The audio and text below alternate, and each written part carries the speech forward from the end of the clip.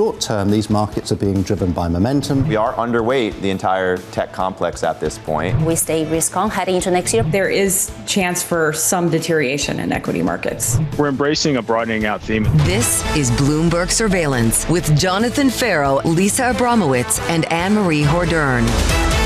Good morning. Welcome to Bloomberg Surveillance. Stocks sort of trying to rally for a third straight day with Fed rate cuts squarely in focus. Investors expressing concern that Kevin Hassett is the right choice for the Fed chair as they look ahead to more jobs data after yesterday's ADP numbers showed ongoing labor market weakness. Annmarie, ADP showing the biggest monthly drop going back to March of 2023. And that's why today's Challenger jobs report in 90 minutes time, and then also we're going to get claims and update on that, is going to be incredibly important because we are still waiting for BLS to give us the updated jobs report, and we're not going to get it until after the Federal Reserve meets. So all of this, what many would socialize as second tier or third tier data, matters so much more. Which is the reason why people are looking ahead, as you said, to Challenger as well as jobless claims. The reason why ISM services data yesterday was also incredibly important. The key aspect here was that prices paid did not meet expectations. This is good news because it doesn't really indicate there was massive inflation. At the same time, still sub 50, still in contraction territory for the employment component. What is going on with jobs? That continues to be the key question. That is the key question, and it's going to be challenging for not just the Federal Reserve, but also next year. For this administration, the president, Axios, is reporting that the president plans to go on starting next week in Pennsylvania and then also continuing into the new year, domestic stops. Starting with Pennsylvania, obviously a key swing state that was for him. There's been a lot of concern. They spent too much time the past few months on foreign policy, and ahead of the midterms election, where inflation is and where individuals are in terms of the labor market are incredibly important. We get lucky this morning because we have the expert on jobs, the woman of the moment, Neela Richardson, who is the head economist over at ADP. You are the person that everyone's seeking out right now to get a clean picture on the jobs market, just simply because we do not have non-farm payrolls, and you have been the most consistent provider of this data. How weak are things really? Well, first of all, it's a team. Thank you to those at ADP who are providing this data, this payroll data at this moment. It's weak. The weakening is happening, but the overall structure of the labor market, we can't forget, is pretty sound. At an unemployment rate, the last rate of 4.4%, this is not where we were coming out of the Great Recession. So let's bring it back and anchor it in the fact that we have unemployment under 5%. But going forward, hiring has slowed in its momentum, and small firms particularly are vulnerable to the macro environment right now. Which is what you're hearing and what the commentary was coming out of ADP. Neela's going to be sticking with us for the entire hour. We're so glad to say. Right now, what we're seeing in markets is pretty much a fluctuation across the board, sort of moving between gains and losses. NASDAQ just slightly lower in futures this morning as we look ahead to potential news after the bell. We get Hewlett-Packard Enterprises as well as DocuSign. Everyone parsing through all of these third-tier earnings to try to get a sense of what's going on. For the day ahead, we get also jobless claims, as Annmarie was saying, at 8:30 a.m. and the Challenger job cuts in about 90 minutes time. Coming up this hour, we've got Aaron Kennan of Clear Harbor Asset Management as stocks look for a third day of gains. Angelo Zeno of CFRA Research as NVIDIA nears a big win on Capitol Hill, and Terry Wiseman of Macquarie as Wall Street pushes back on the potential next Fed chair. We begin this hour with stocks little changed as markets shake off a recent slump. Aaron Kennan of Clear Harbor Asset Management writing, at this stage of the cycle, we believe it is prudent to counterbalance mega cap exposure. Aaron joins us now. Aaron, this goes to the heart of the question of the moment. We've seen real outperformance from the Russell 2000. At the same time that, as Neela was just mentioning, we see real caution in the labor market.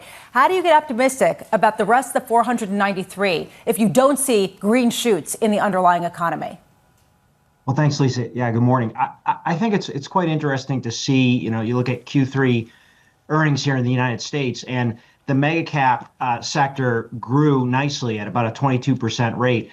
To your point, 493 other names grew less, but they did accelerate relative to Q2 and Q1. They're up about 11% annualized. So we sort of applaud that. And I would also argue we're entering this phase of AI application. We heard from Jensen Huang this week with also the CEO of Synopsys by his side, talking about how AI penetration is really going to start impacting the industrial sector, the healthcare sector, the biotech sector. And we think that's going to accrue nicely, not just the mega cap and the hyperscaler narrative that we've been talking about all year, but to the broader economy going forward. November, we saw outperformance of equal weight. And just over the last couple of days, it's been about steady as she goes, equal weight versus market cap. Are you saying, Aaron, just to sort of dig a little deeper and develop on this, that it isn't a contradiction to not see labor market expansion right now at the same time that corporate profitability is hanging in there?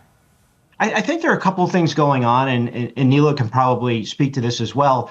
The ADP report yesterday indicated some significant softening in the small business sector. Where have we seen job growth coming out of COVID? Small businesses. That's been the predominant area of job growth. So if that were to continue to accelerate in the wrong direction, we think that would augur poorly for the idea that, consumer consumption's ready to accelerate. It could have real implications for certain sectors of the economy. On the other hand, we think over the next couple of years, the penetration, the application of AI across the economy is going to disintermediate some workers from some important key sectors in the economy. But, just like that horse and buggy worker who at the birth of the automobile had to decide what to do, they didn't all just join Ford Motor Company, right? There will be a skills shift that's required. There will be a speed bump in the employment transition. And so we would anticipate that in the years ahead.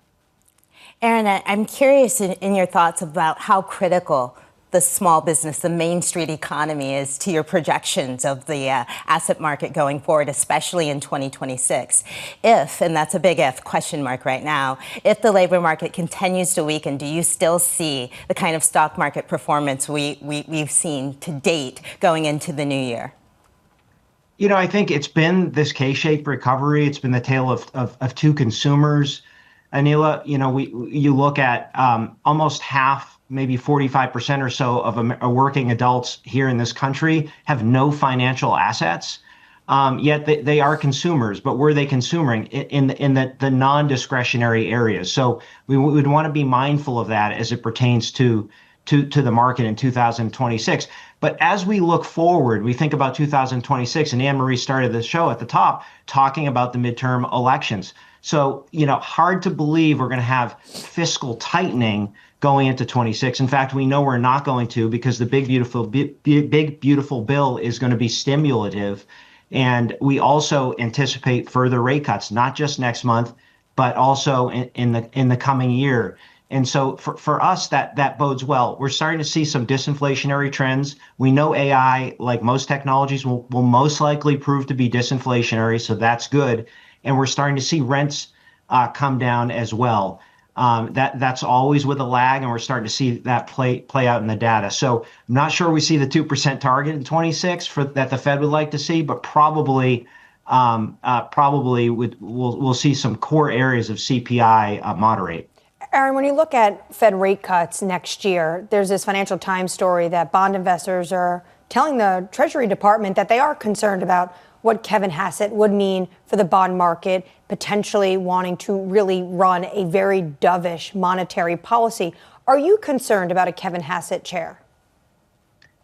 Well, my sense is that the market is of the view that there are other candidates that are perhaps more qualified and more independent than Kevin Hassett.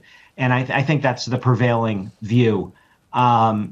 We need a committee. We need consensus on the committee. Is he able to bring consensus together so that the market doesn't think that there's this disparate view on the committee that leads to some sort of internal cat fight at the FOMC for 2 days and a rate policy decision with a dot plot that looks like it has a wide dispersion?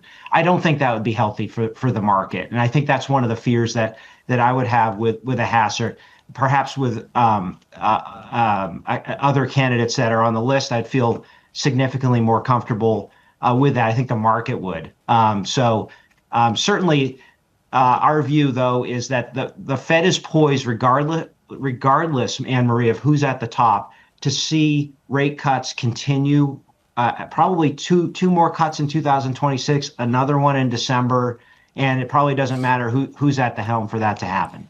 You're being very diplomatic, but do you think that he is credible to run the central bank? I mean, he's certainly competent. I just, we all have observed him. He's competent. It's just a question of whether or not he is going to be perceived as having the type of independence that historically a Fed chair has, and historically that the market has applauded. I mean, it's one of the crown jewels of our economic independence in this country is having a central bank Fed chair who is not a puppet for any one individual, but is truly looking objectively at the data set and trying to come to the best conclusion on behalf of the American people. So I'll leave it there. Aaron Kedden of Clear Harbor Asset Management, thank you so much for being with us in a very diplomatic response. Neela, I would turn that question back to you, the one that you asked him, and it relates to Annmarie's point here about the next Fed chair. Can asset markets continue to rally if you don't see green shoots in some of these smaller businesses? And the answer is, honestly, yes, if the Fed is accommodative. Do you see the same backdrop, or do you think that the weakness that we're seeing in some of these anecdotal data are truly pernicious, are truly problematic? The one concern that I've had about this labor market going back for more than a year is how concentrated the hiring has been. If you look at those sectors that are non-cyclical, healthcare, leisure and hospitality, that's where you've seen the job growth. Now we're seeing a little more job growth in natural resources and mining, and I think that's tied to data centers, which are resource intensive. But if we have this very concentrated U.S. economy, it makes us more vulnerable to cyclical shocks. And so I'd like to see a more broad-based asset environment and a more broad-based labor market. We're not seeing that right now. As long as it stays concentrated, even if growth is solid, it's still vulnerable to these kinds of shocks. Which is the reason why you hear the White House talking about this so much, because clearly this is front and focus. And the recent news is that Scott Bessent, currently Treasury Secretary, is going to take another hat and be the National Economic Council Director as well if Kevin Hassett is named to the Fed, as you were mentioning, Annmarie. I just wonder, what would the goal be in consolidating economic policy in Scott Bessent? Do we have a sense of what that looks like? I think it's already happening. It's just not official. The Treasury Secretary is basically running the economic policy. He's in and out of the White House every single day. Very different than the Biden administration set up with how they would use the NEC director versus how they would use Janet Yellen, the Treasury Secretary. What Kevin Hassett has become, and Jonathan has said this before, how the Trump administration used NEC, not what it's supposed to be in terms of coordinating across different agencies. It's the president's marketing department for his economic policy. This is someone he wants to go out there and sell his agenda. Well, the Treasury Secretary is really the one that is driving what the policy is. So I think it's a distinction, but it's not actually going to mean a difference of what is happening every single day. Distinction without a difference, a good way of framing it. Right now, you are seeing stocks fluctuate between gains and losses. The Russell 2000 outperforming. Right now, let's get you an update on stories elsewhere this morning. Here is your Bloomberg Brief with Yahira Anand. Yahira. Hi, Lisa. French President Emmanuel Macron pushing for more Chinese investment during a meeting with Chinese President Xi Jinping. Macron said Europe, including France, needs a clear framework to attract more Chinese direct investment. He also warned that China's growing trade surplus with the world is becoming unsustainable.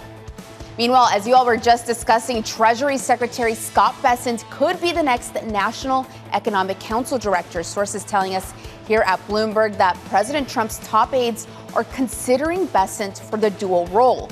Bessent would replace Kevin Hassett, who Trump has hinted could be named the next chair of the Federal Reserve.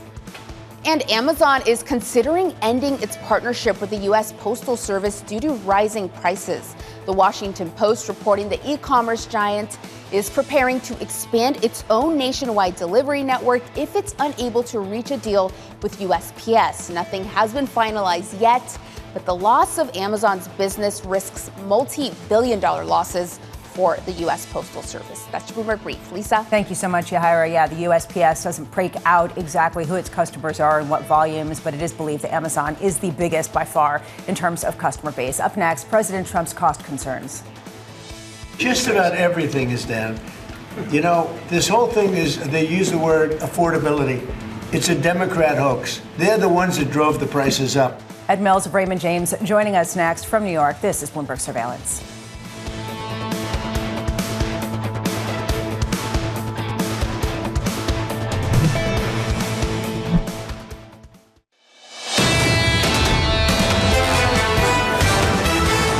Good morning. We are seeing stocks fluctuate between gains and losses after the Russell 2000 really has posted the outperformance over the past 3 days, fueled by bets on rate cuts. Right now, basically flat on the S&P futures. NASDAQ just inflecting lower just a touch. You are seeing a reversal of some of the yield gains, price up, yields down that we saw yesterday, up about 2 basis points pretty much across the board as people reassess just how likely it is that the Fed is going to cut rates aggressively. Under surveillance this morning, President Trump's cost concerns.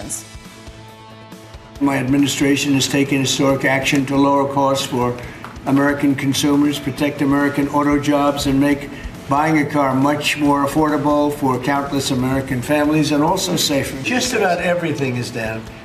You know, this whole thing is, they use the word affordability. It's a Democrat hoax. They're the ones that drove the prices up. I think affordability is the greatest concept. When they use the word affordability, they never say anything else. Here's the latest. President Trump doubling down on his claims that prices are falling. Trump looking to lower the cost of autos as voter concerns over inflation weigh on the president's approval rating. Bloomberg's Mike Shepard joins us now from Washington, D.C. Can you parse through what we have heard? President Trump has talked about how the affordability issue has been a hoax by the Democrats for quite a bit. What is the context here? What is the meaning? Well, there is a bigger context here, Lisa, and it was interesting to hear the president yesterday call affordability a con job and a hoax, and then lean into the affordability question in essence by presenting his moves to lower and relax fuel efficiency standards as a way to save consumers some money. And they are conscientious of this whole question of costs for consumers, because during the off-year elections last month, we saw Democratic gubernatorial candidates in New Jersey and Virginia ride to victory over the Republican rivals by arguing very much so on the affordability question. And while the president may have a point when it comes to gasoline costs, which are down 14 cents a gallon since he took office, we are still seeing increases in grocery prices and even more so in electricity prices, which on a year-over-year basis are up 7.4%.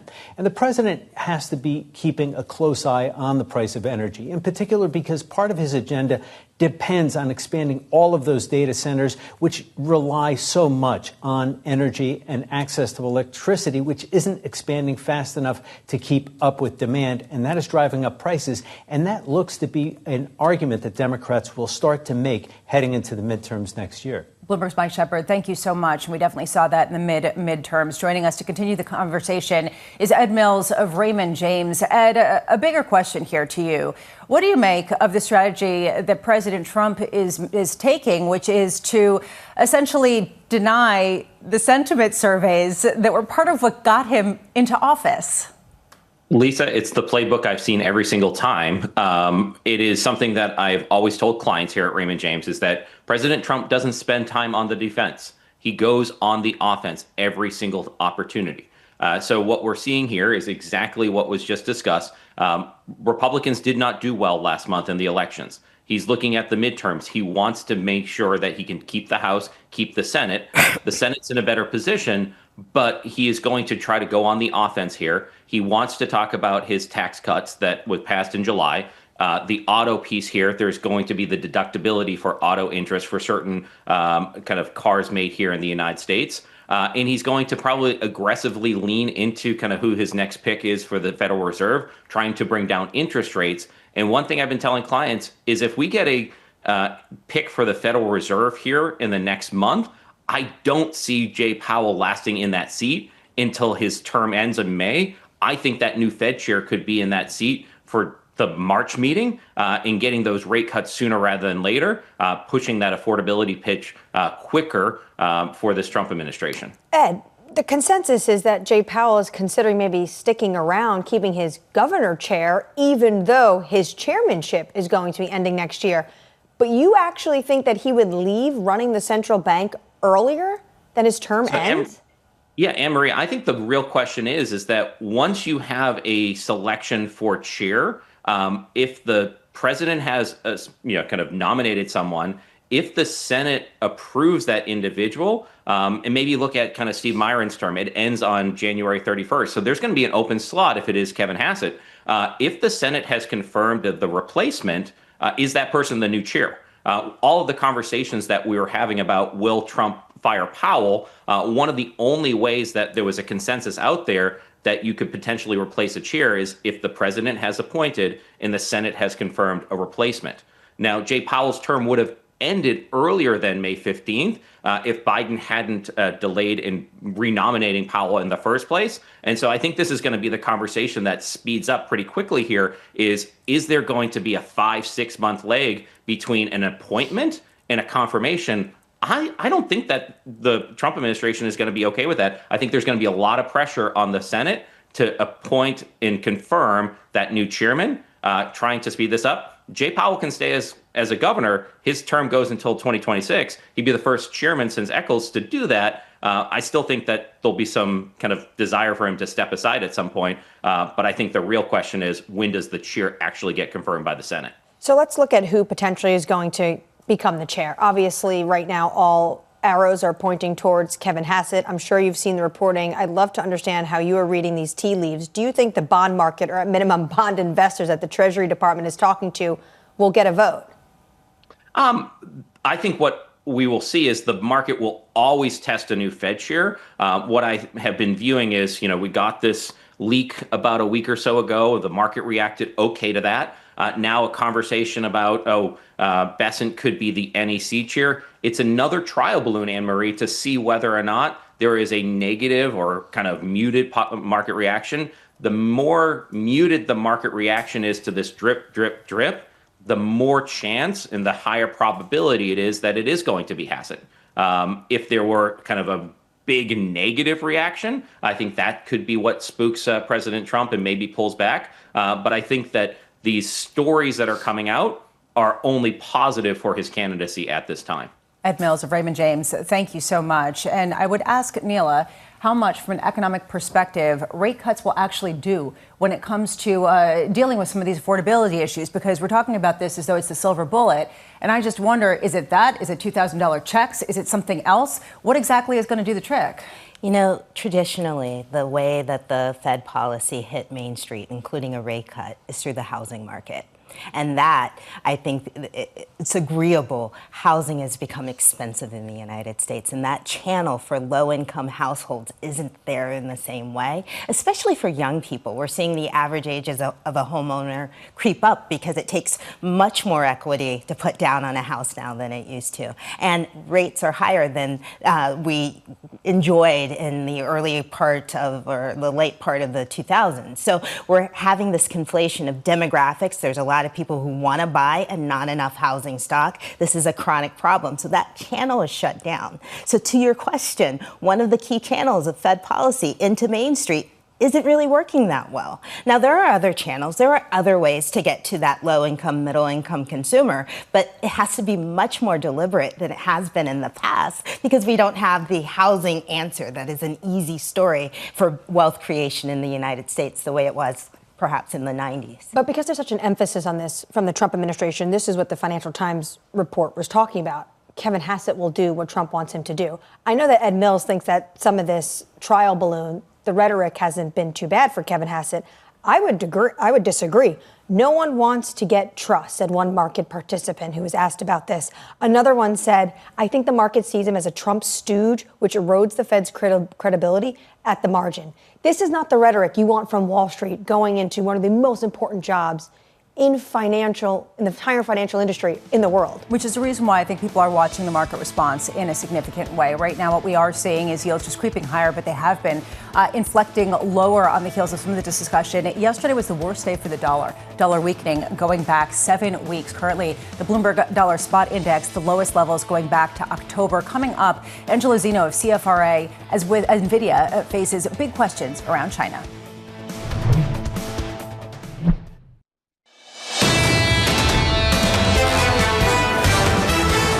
Futures rolling over as the session grows older, and it is across the board. In fact, even the Russell 2000, which had been outperforming over the past three sessions, seeing a dip of about 0.1% in pre-market trading. You could see the Nasdaq also lower. S&P futures basically flat. The Y can be found in the bond space. Yields creeping higher, with now the price of an expected rate cut next week coming in now at 92%. Sounds like it's pretty high, but it was up 98% yesterday. This is where we're at. Meanwhile, the dollar building on its weakening trend. The euro gaining 116 versus the dollar. After yesterday, we saw the biggest day of dollar weakening going back 7 weeks to the lowest level versus the euro, going back to October 28th, 3 hours away from the cash open. Here are your morning movers with Danny Berger. Danny. Hey, Lisa, some tech earnings to go through this morning, starting with Salesforce.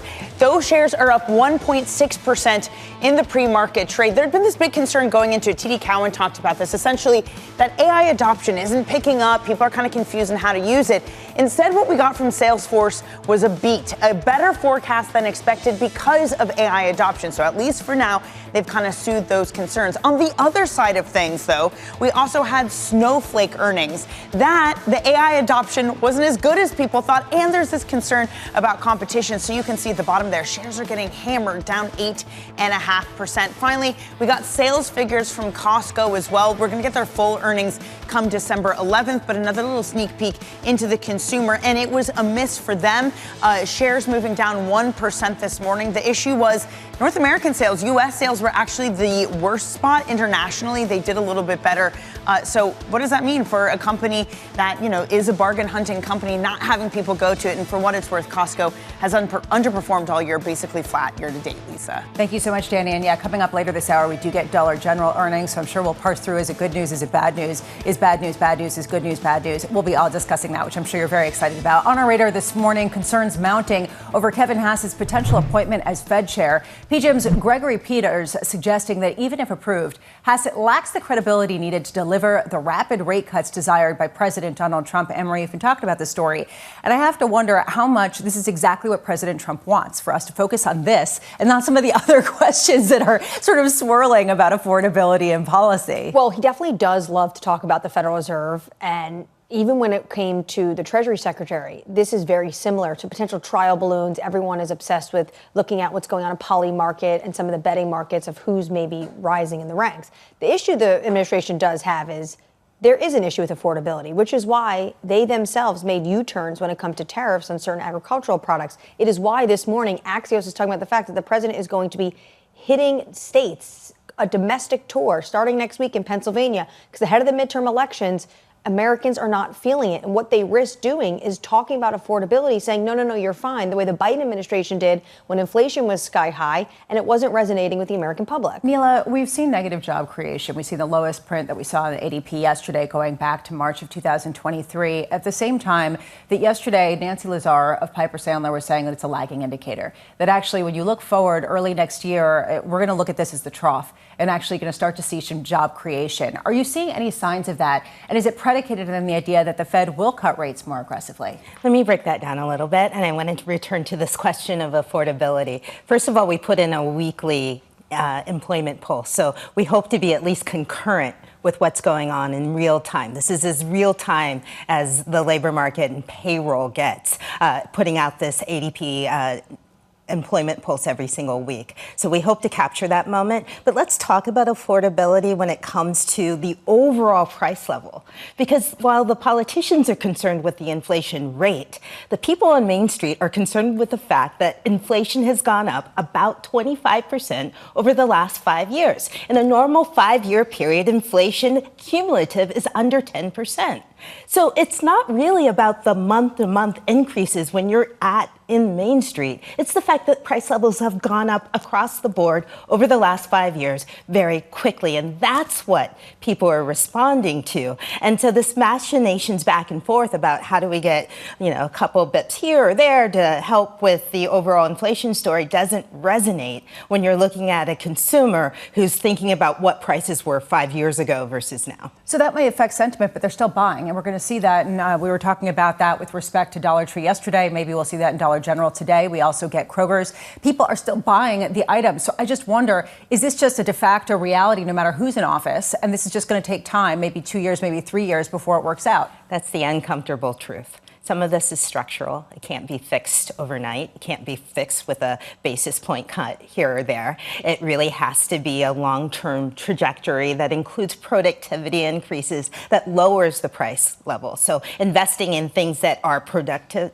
and stimulative will eventually help the American consumer, but it's going to take a while. We're all leveraged to AI and the hopes and dreams of productivity. Treasury Secretary Scott Bessent, meanwhile, could be taking on a dual role as NEC director. Sources telling us here at Bloomberg that top Trump aides are weighing the move as the president continues hinting that Kevin Hassett may become the next Fed chair. Meanwhile, Meta poaching one of Apple's top design executives. Sources telling us here at Bloomberg that Alan Dye, who has served as the head of Apple's user interface team since 2015, will take over Meta's AI integration. This, to me, is really interesting, and we can get into that in just 1 second. But just quickly here, the race for AI talent, just off the charts. It's unbelievable, and Meta keeps winning. It's an absolute coup for them, and it's an exodus, almost, it feels like, out of Apple into Meta. And what this individual did at Apple basically says that Meta is very interested in getting more deeper integration with AI and into hardware. Yeah, and the idea of maybe the glasses that we're all going to be wearing that will tell us what to say. NVIDIA, meanwhile, nearing a congressional win. Going toe-to-toe against anyone, the American technology industry has nothing to fear. As you know, at the moment, NVIDIA has been banned from going to China, not to mention China has banned NVIDIA going to China. In the case of China, we shouldn't concede the entire market to them.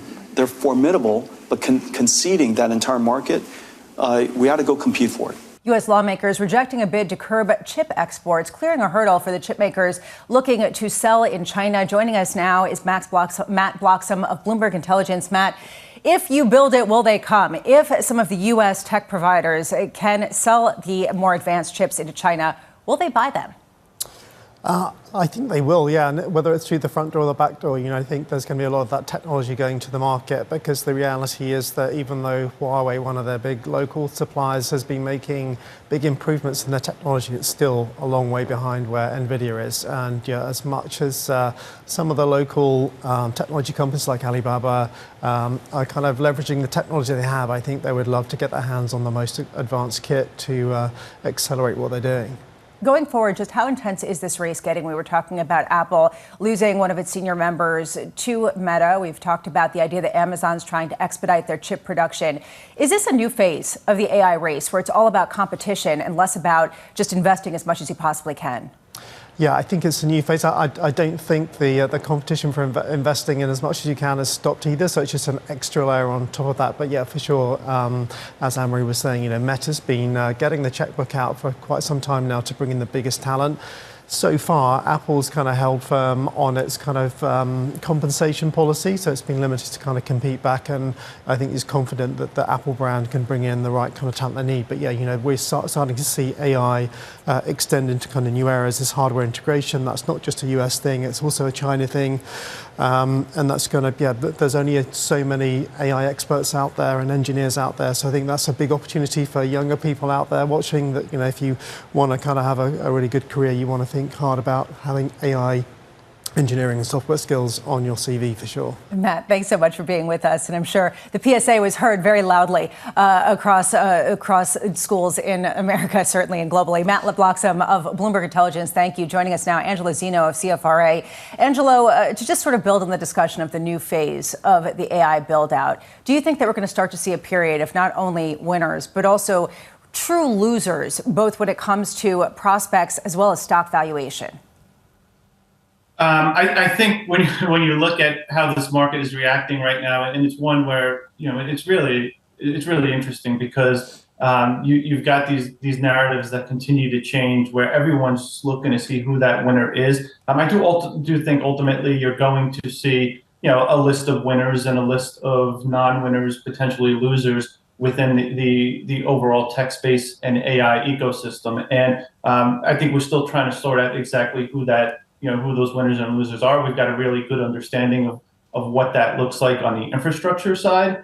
And I think we've got less of an understanding of what that looks like still on the software side of things. But as far as kind of this next phase that we're building out on, we do think we're kind of moving from a phase over the last 3 years where it was one where listen, all you had to do was announce maybe some large, partnership or deal with an OpenAI or an NVIDIA or what have you, and your stock kind of, really just popped. Whereas we're now moving to this new phase where it is more based on execution. On the infrastructure side, it is, who can build, those data centers out and actually execute. On the devices side, it's who's going to come out with the best devices. And on the software side of things, it's who's going to come out with those best capabilities that the enterprise space is actually going to want and can actually be monetized.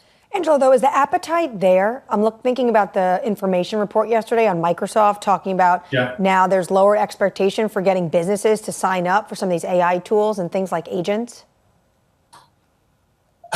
I think there's an appetite. I think the way we're looking at things right now is, listen, the consumer has really adopted AI at this point in time. You look at numbers from the Alphabets of the world, and they're probably the best indication of how much the consumer has really adopted AI. And you're talking about, tokens generated of 1.3 quadrillion, the most recent numbers out there in October. And it's really been kind of this hockey stick parabolic move in terms of tokens generated on the consumer side.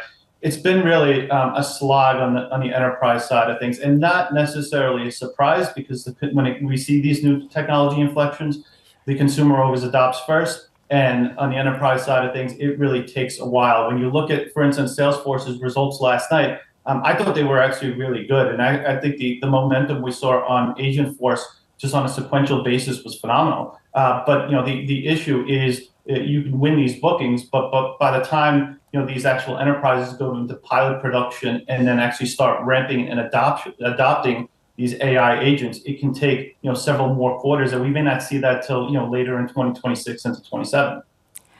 Angela, I'd like to go back to the consumer, because I'm always struck with the adoption rate with the consumer. But there is a difference between what the consumer will use and what the consumer will pay for. Do you see that difference showing up in terms of what the next steps are in terms of the digital adoption versus the hardware?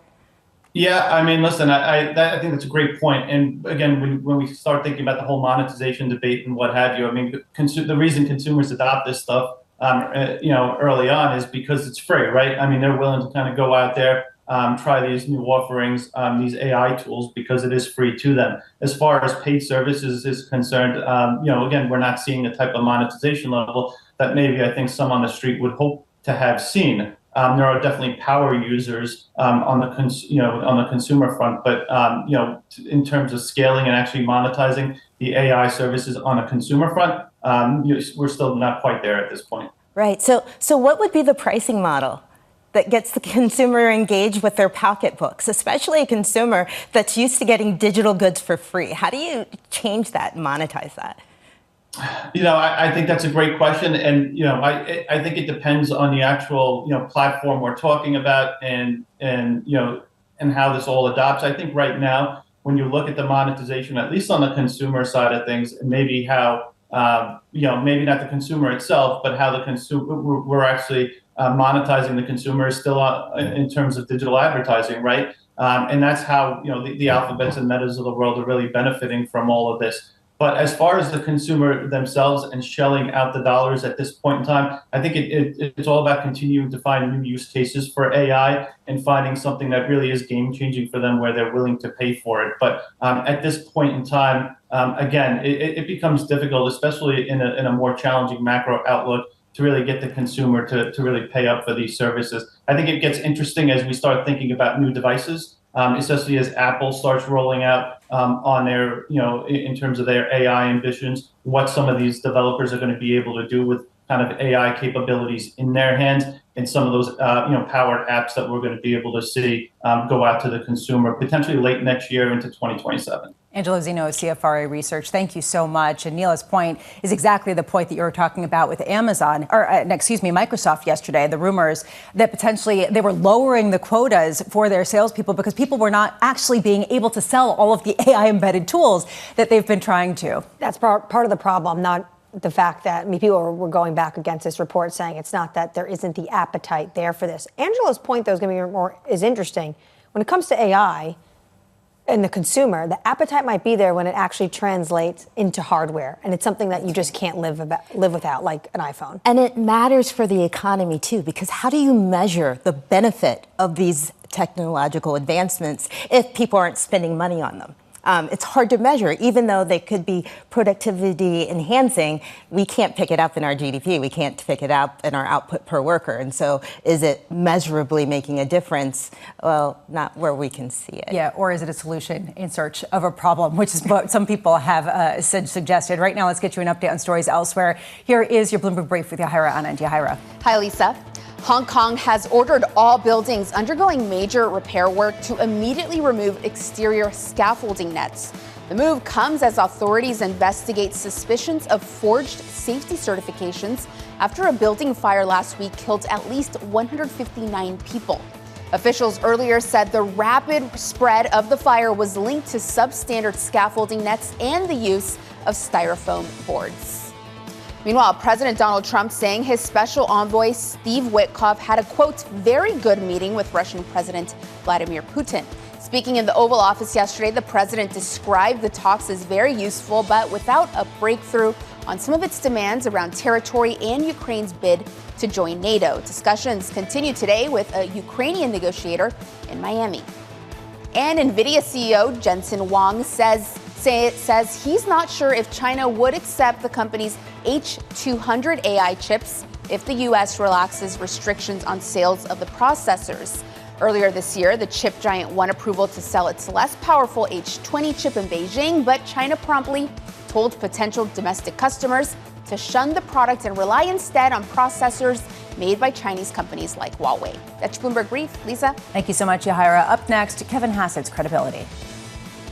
Does he have the credibility within the committee to drive consensus? You have to have the confidence of the committee to drive consensus, and I don't know if he has it. Terry Wiseman of Macquarie joins us next. This is Bloomberg Surveillance.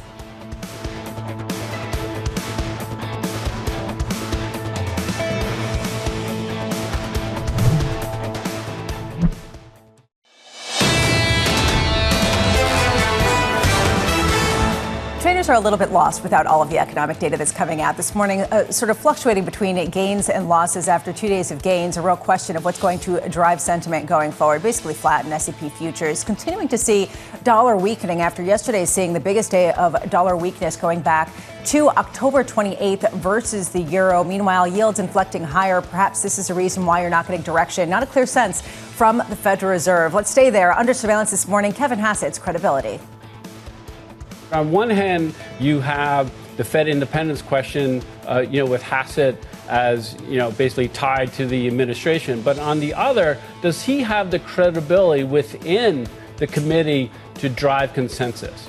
And so we don't know that answer. I don't think he has that credibility. I think that's what the bond market is telling you. You have to have the confidence of the committee to drive consensus, and I don't know if he has it. Here's the latest. Wall Street beginning to push back on the potential appointment of NEC Director Kevin Hassett as the next Fed chair over fears he'll aggressively cut rates or fail to get committee consensus to do so. Terry Wiseman of Macquarie saying a steeper curve via either a bull or bear steepening is the expected outcome of that narrative that shifts toward a structurally more dovish Fed. Terry joins us now. Terry, thank you so much for being here. My pleasure, Lisa. Are we already seeing this a little bit in some of the market pricing with respect to the dollar, if not necessarily the yield curve shape?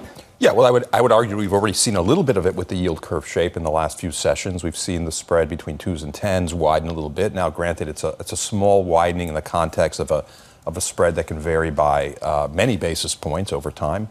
But I think it's not a coincidence that it came upon the announcement or the rumor, if you will, that Kevin Hassett will be at some point becoming the Fed's chair. With respect to the dollar, yes, of course. Anything that would tend to make the Fed structurally more dovish, and by that I mean that they could implicitly or explicitly change their inflation target, make it higher, would tend to be associated with a weaker dollar. Of course, you do not want to hold, certainly not nominal, U.S. assets in the context of a structurally higher inflation trend over the next few years if we get a structurally more dovish Federal Reserve. A lot of questions around whether or not Kevin Hassett is credible. But individuals would say that Scott Bessent is more credible to the financial markets, even though he is just as close or maybe even closer to the President of the United States. Why? Well, I think he's more credible because he has been a risk manager, a risk taker. Anyone who's in the markets and is managing a hedge fund is hyper focused on risk, and risk can come from many places. It doesn't have to come merely from the business cycle. It could come just from the rumor mill, right? Something comes out and someone says something that's improper or at variance with the way the markets are thinking, and all of a sudden markets change and things reprice. And I think when you have someone that comes from the markets, that person will be extremely attentive to the idea that they should not make comments offhand that are at variance with what the market's thinking, because they don't want to move the market. And I think that's the kind of thing that people associate with someone from the markets. Scott Bessent would be associated with that way of thinking. At the same time, I don't like to think of credibility as something that's binary, right? It's a spectrum. And that doesn't mean, so that means that, there conceivably could have been nominees that would have been a lot less credible than Kevin Hassett. So it's not as if we have someone who is perfectly credible or perfectly non-credible. We have someone in between. I would also venture that there are conceivably some candidates that were on that short list that would have been more credible. I think Chris Waller would have been more credible. Not because he's any less dovish, let's say, at the moment than a Kevin Hassett, but because he has a record of publications in the academic space that speak to Fed independence. We don't have that from Kevin Hassett. Plus, he is a White House insider, and I think the combination of those things puts him somewhere in the middle of that credible to non-credible range. Well, it's not a done deal yet. Do you think the rhetoric and some of the market reaction can actually derail his appointment? I think if we were dealing with another administration, potentially. But this is the kind of administration that presses in, that tries to hold its ground as long as possible. I think the fact that, and maybe this is unfortunate, but the president has a way of auguring what he wants to do by way of the comments he makes about this is a potential Fed nominee, this is my man, this is the guy I like. And once that happens, it's a little bit harder to turn back without that loss of credibility for the administration. So I think that I think we're a train here barreling towards a Kevin Hassett nomination. Now, of course, it's not necessarily a nomination that will be into the Fed chairmanship immediately. It might be a nomination that takes that replaces Stephen Myron when his term ends in February, and then you elevate maybe Kevin Hassett to the chairmanship, and maybe that gives you a little bit of flex there, right? Because maybe once he's in that sitting on the board, he doesn't, and something goes wrong, let's say, or he loses more credibility, then maybe the president doesn't have to elevate him, and maybe has that out. But look, it looks like things are moving in the direction of him being the chair ultimately. Terry Wiseman, thank you so much. My pleasure. Of Macquarie, great to be here. Neela, do you think the Fed should cut rates based on what we're seeing from economic data and some of the earnings that are coming out? Dollar General, the latest, performed better than expected. I think we're in a muddled middle. And that's why the consensus building at the Fed is so important. Look, you have an inflation rate that is not close to target. It's come down a lot, but it's been above target for 4 years, and by the Fed's own projections, it's likely to stay above target for the next 2 years. And then you have a labor market that is weakening, but not weak. During the Great Recession, I always say this, unemployment rate was above 7% for 3 years. So what we need is for experts to come together and form a consensus and a leader that can drive that. Neela Richardson, thank you so much. Wonderful to have you today on set. Coming up next hour, we've got Lisa Shallot of Morgan Stanley, Ed Mills of Raymond James, Binky Chadha of Deutsche Bank, and Sanal Desai of Franklin Templeton Fixed Income from New York. You're watching Bloomberg Surveillance.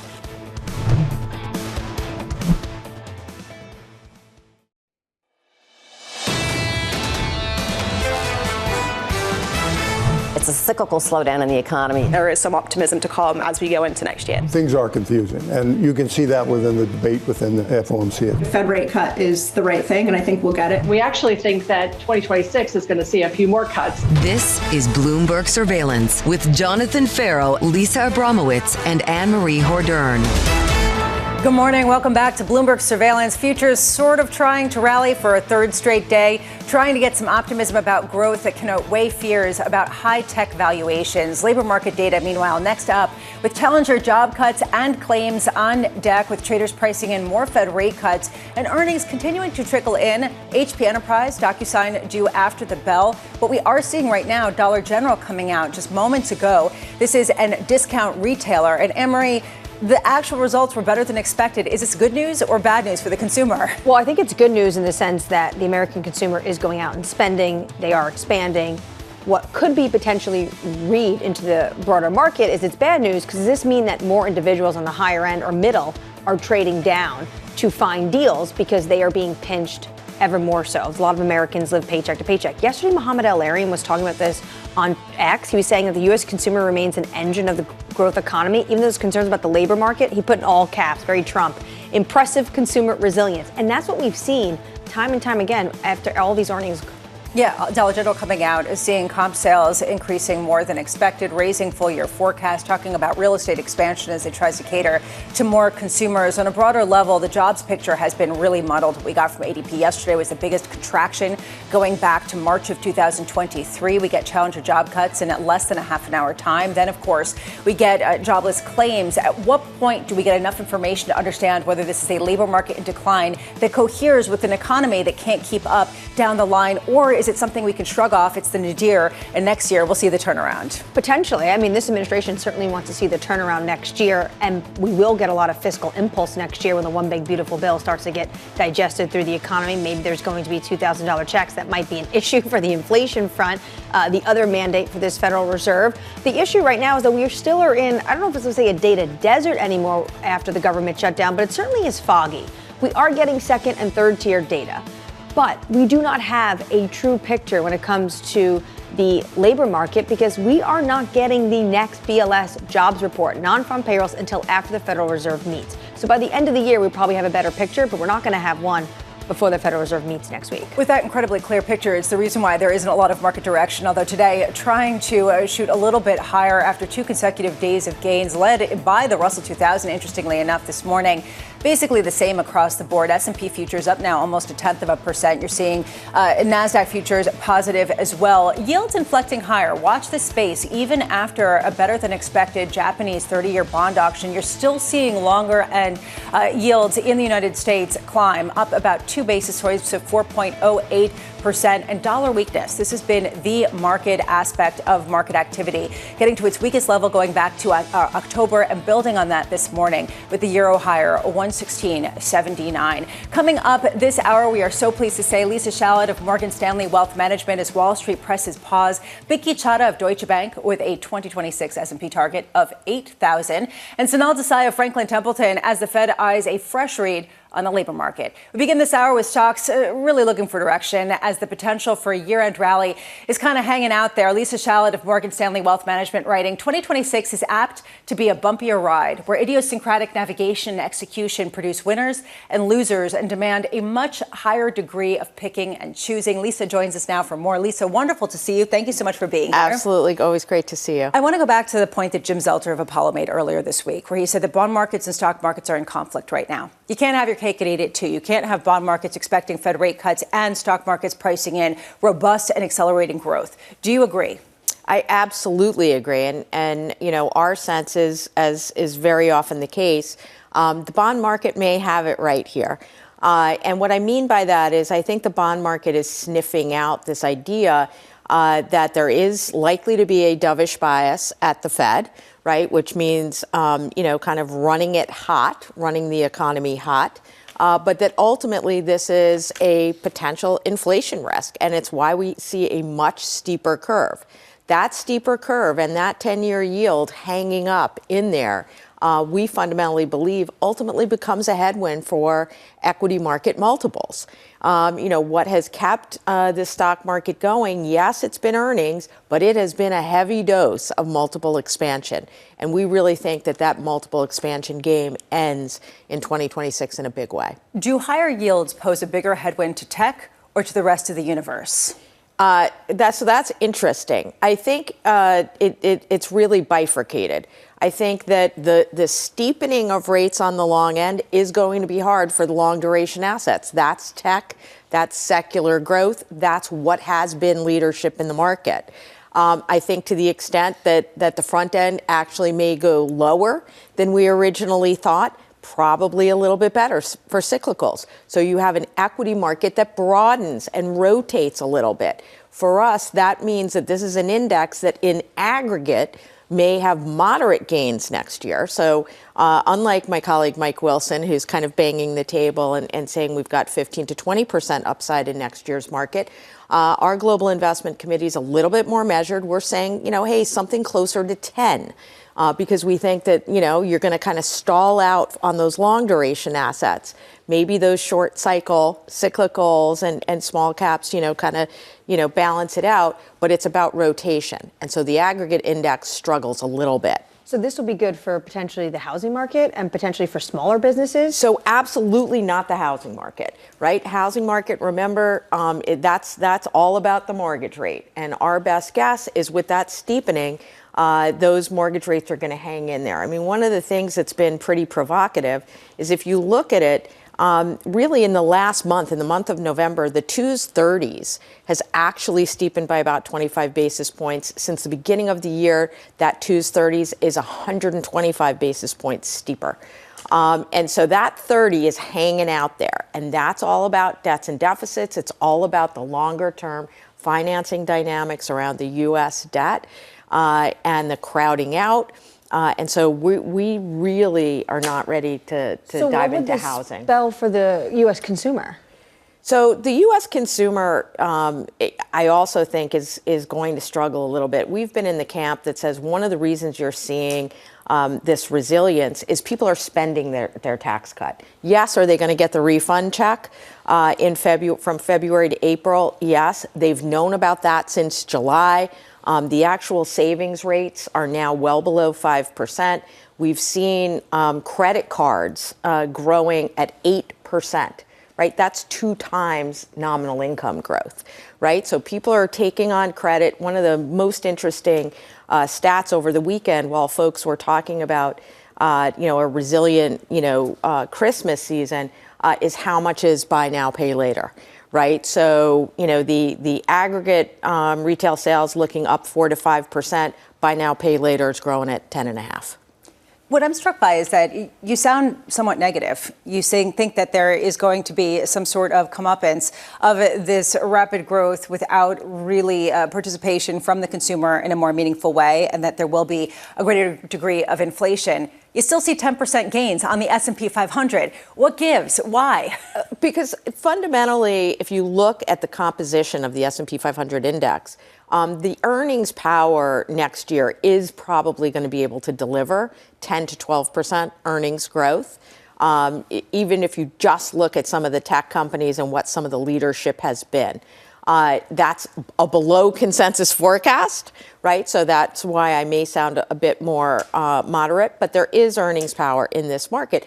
Our fundamental thought, though, is that you're going to have rotation and where that comes from. Do you think that we're seeing the start of that right now? There's been a lot of concern about tech and what we're seeing in terms of the competitive landscape. We saw the report yesterday get a lot of attention from Microsoft that some of the salespeople are having a tough time selling AI at the prices that they previously had put on. Are you seeing this as being a real headwind in a way of potential potholes in big players, at least this year, in the rally? 100%. I mean, we've been talking about this. The last 90 days, that Mag 7 Gen AI CapEx story has fundamentally changed. It's fundamentally shifted from a simple story where you had cash and cash flow from operations funding hyperscaler investment in data center capacity. And now you've got a much broader ecosystem. It's being debt financed. You've got a whole host of reasonably complicated funding models, some of which smack of vendor financing. You have Google and the success of Gemini 3 really raising the question: do you need GPUs for everything? Do you need NVIDIA GPUs, or are we going to move very quickly, as Google is suggesting, potentially, to much more of an app-specific implementation, in which case you can use other ASIC chips, other semiconductors, and this TPU architecture that Google is talking about. And it raises the whole question of what is the revenue model, right, for some of these large language model providers. OpenAI likes to talk about 800 million subscribers or users. They have 11 million of those 800 are paying. are subscribing. That's a challenged revenue model. You already hear this week Sam Altman talking about advertising. That didn't take long. And as we know, the minute you start changing the experience for users, there are implications. So we think we're at a real juncture here, and that the Gen AI story gets a lot more complicated in terms of the stock market. We've said from the beginning, in terms of the economy, we're probably in the first inning of diffusion of the technology. But in terms of the market's pricing, the revolution, we're in the 6th or 7th. So would you want to be less exposed to that story in 2026? Yes, we want to be much, much, much more selective. And the market's starting to get it, right? I mean, the dispersion you're seeing within the Mag 7 is pretty provocative, right? So you've got only 2 of the Mag 7 are actually technically outperforming the S&P 500 cap-weighted index year to date. Well, I do wonder if also that means that people aren't going to get paid as much to get poached from one place to another. I'm serious. I wonder how much this has been the increase, no? I think for the very, very top, the pay will be there. But you're right. Maybe some of those other engineers that at one point, they were signing bonuses that you would for a professional baseball player or more. Yeah, well, maybe that money is no longer going to be We can bring out the violin. Lisa Shallot of Morgan Stanley Wealth Management, I'm so pleased to say, is sticking with us. Right now, let's get you an update on stories elsewhere. Here is your Bloomberg Brief with Yahaira Anand. Yahaira. Hi, Lisa. PIMCO pushing to the forefront of U.S. fixed income fund managers this year. The company bet big on U.S. bonds despite the slew of Sell America calls that followed President Trump's Liberation Day tariffs. Now, the bond giant's 2 flagship offerings have beaten the overall market and their largest competitors. Be sure to catch an exclusive interview with PIMCO CIO of Core Strategies, Mohit Mittal, today on Bloomberg TV at 3:10 p.m. Eastern. Meanwhile, another top executive is leaving Apple. Sources telling us here at Bloomberg that Meta poached Apple's most prominent design executive as the social network accelerates a push towards AI-enabled consumer devices. Alan Dye had run Apple's user interface design team since 2015. And Democratic lawmakers are pressing companies on their contributions to the White House ballroom, according to the Wall Street Journal. Donations from NVIDIA, Apple, Microsoft, Amazon, and Meta are under scrutiny on whether contributions could lead to more favorable treatment and potential quid pro quo arrangements. That's your Bloomberg Brief. Lisa. Thank you so much, Yahaira. Up next, the market sending a warning. The market has reacted. Since the betting markets have, raised the probability last week, the bond market has performed quite poorly. So the bond market's telling you that there are some concerns there. We continue the conversation next with Morgan Stanley Wealth Management CIO Lisa Shallot. This is Bloomberg Surveillance. Good morning.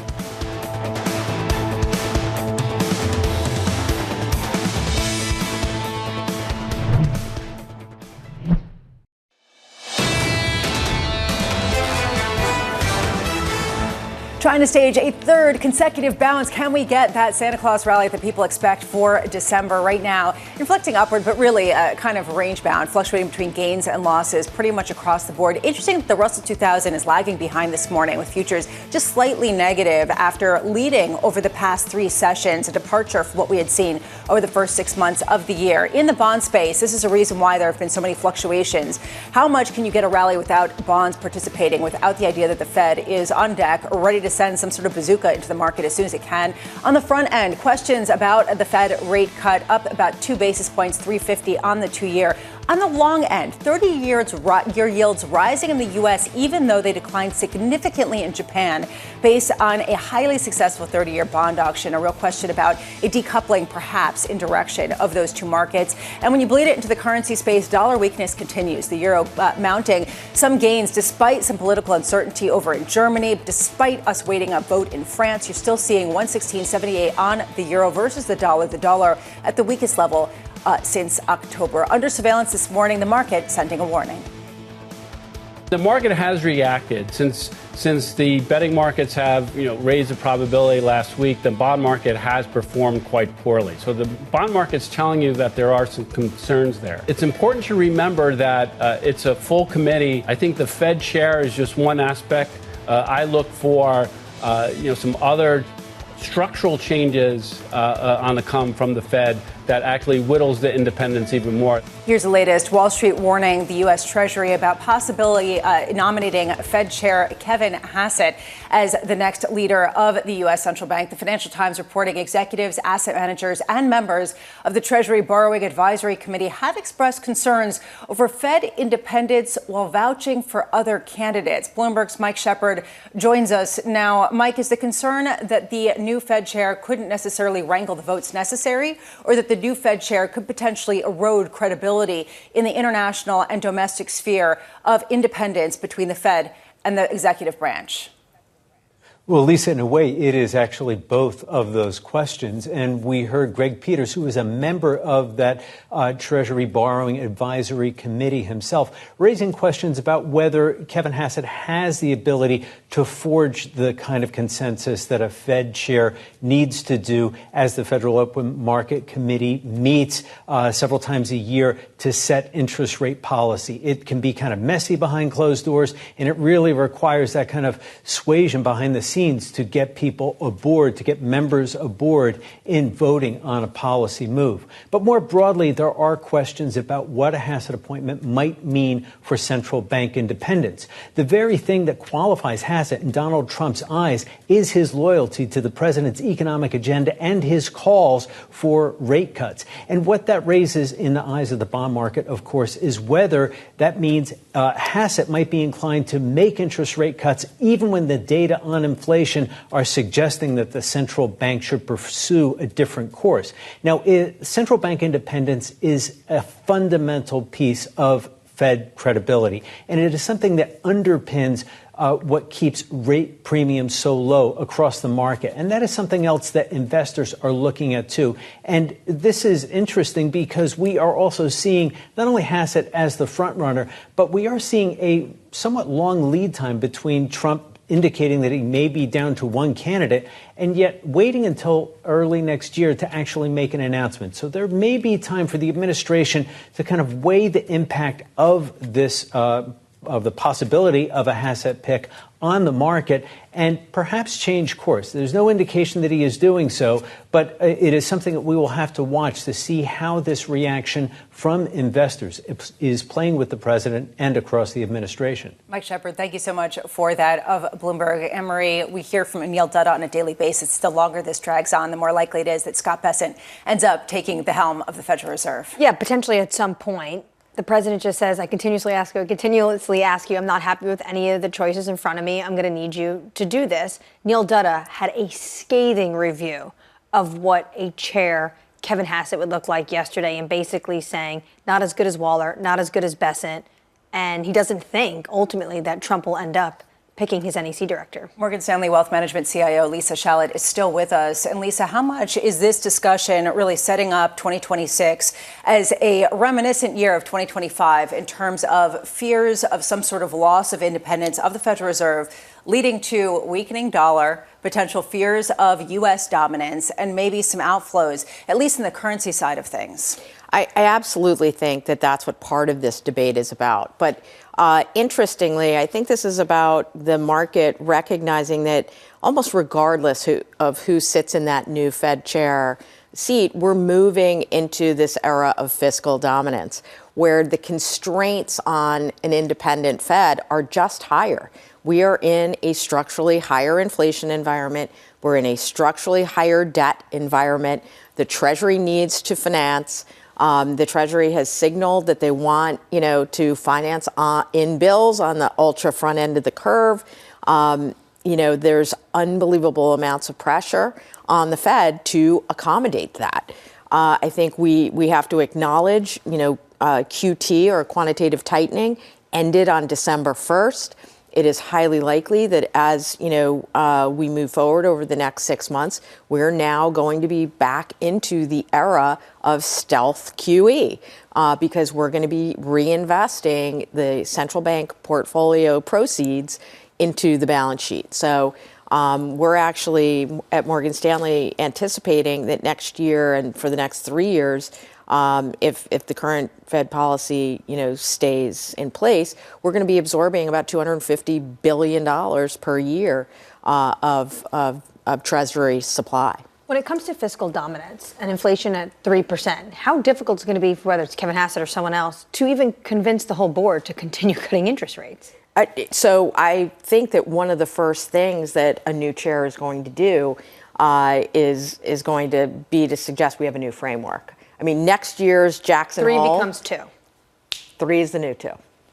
So where does this leave the investment thesis? Because ultimately, I'm listening to what you say, and I think, well, if you're expanding the balance sheet and if you're lowering rates, well, stocks look pretty good. Bonds can remain pretty much range-bound, regardless if you're concerned about the fiscal deficit. The dollar is going to get hit really hard. Yep. At what point does that become the de facto assumption?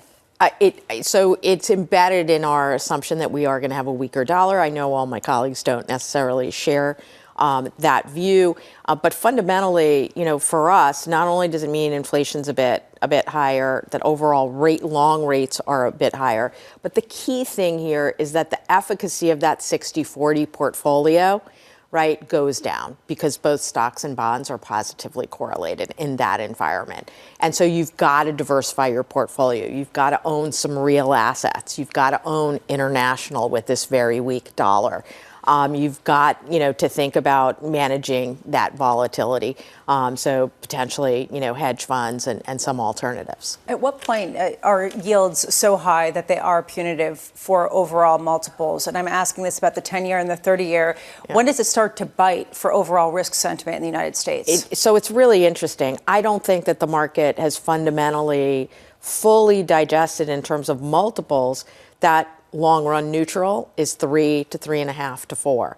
I think as we get to that place, the mathematical justification for price earnings multiples if you've got a neutral rate of 3 or 3.5 is actually closer to 17, 18. We're 22.5, right? So I don't know when that gets catalyzed, but if the market really, starts aggregating around that view, that is the new neutral, we're going to see pressure on multiples. Lisa Shallot, wonderful to see you. Thank you so much for being with us. Absolutely. Lisa Shallot of Morgan Stanley Wealth Management. And this really is the key debate. And I think it is important to keep pointing out actually what Lisa said, Annmarie, which is that regardless of the administration, we're moving increasingly to this kind of fiscal dominance just because of the amount of deficit and questions structurally about the unemployment and just the overall economic diversion. Right. Next year, fiscal, we get the one big beautiful bill coming through, no tax on tips, refunds. The administration is talking about $2,000 checks going out to individuals, potentially, even when it comes to fiscal. There's going to be maybe some tweaks when it comes to tariff policy. And you're head of a midterm election. They're going to do everything in their power, why they still have control of the House, the Senate, and the White House to make sure that the economy and the consumer is feeling some sort of economic optimism. And from the market standpoint, is this good news or bad news for risk assets? And ultimately, that's where the debate comes in. Coming up, someone who thinks it's very much good news. Vicky Chadha of Deutsche Bank with a bullish 2026 outlook for the S&P 500. Plus, Jenny Berger with your morning movers. Dollar General shares rising almost 5% after topping third quarter expectations. You're watching Bloomberg Surveillance. Good morning.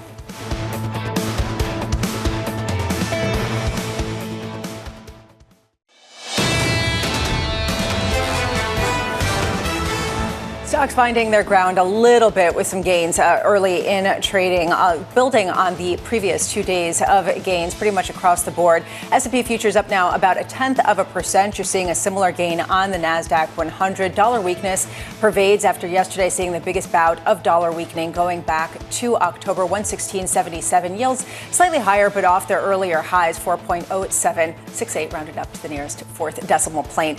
Right now, we are getting some economic data, and this to me really is going to be telling. Challenger coming out with their latest job cuts announcement, announcing more than 71,000 job cuts in November, bringing the year-to-date total to nearly 1.2 million in total. Just to give you a sense of what the commentary is, look, this is good news and this is bad news. On one hand, these are fewer layoffs than we saw in the prior reading. On the other hand, job cuts in November have risen above 70,000 only twice since 2008, in 2022 and in 2008. That is according to Andy Challenger, who is the chief revenue officer for this company. This, to me, is the concern. When you start talking, Annmarie, about and analogs to 2008 and 2022.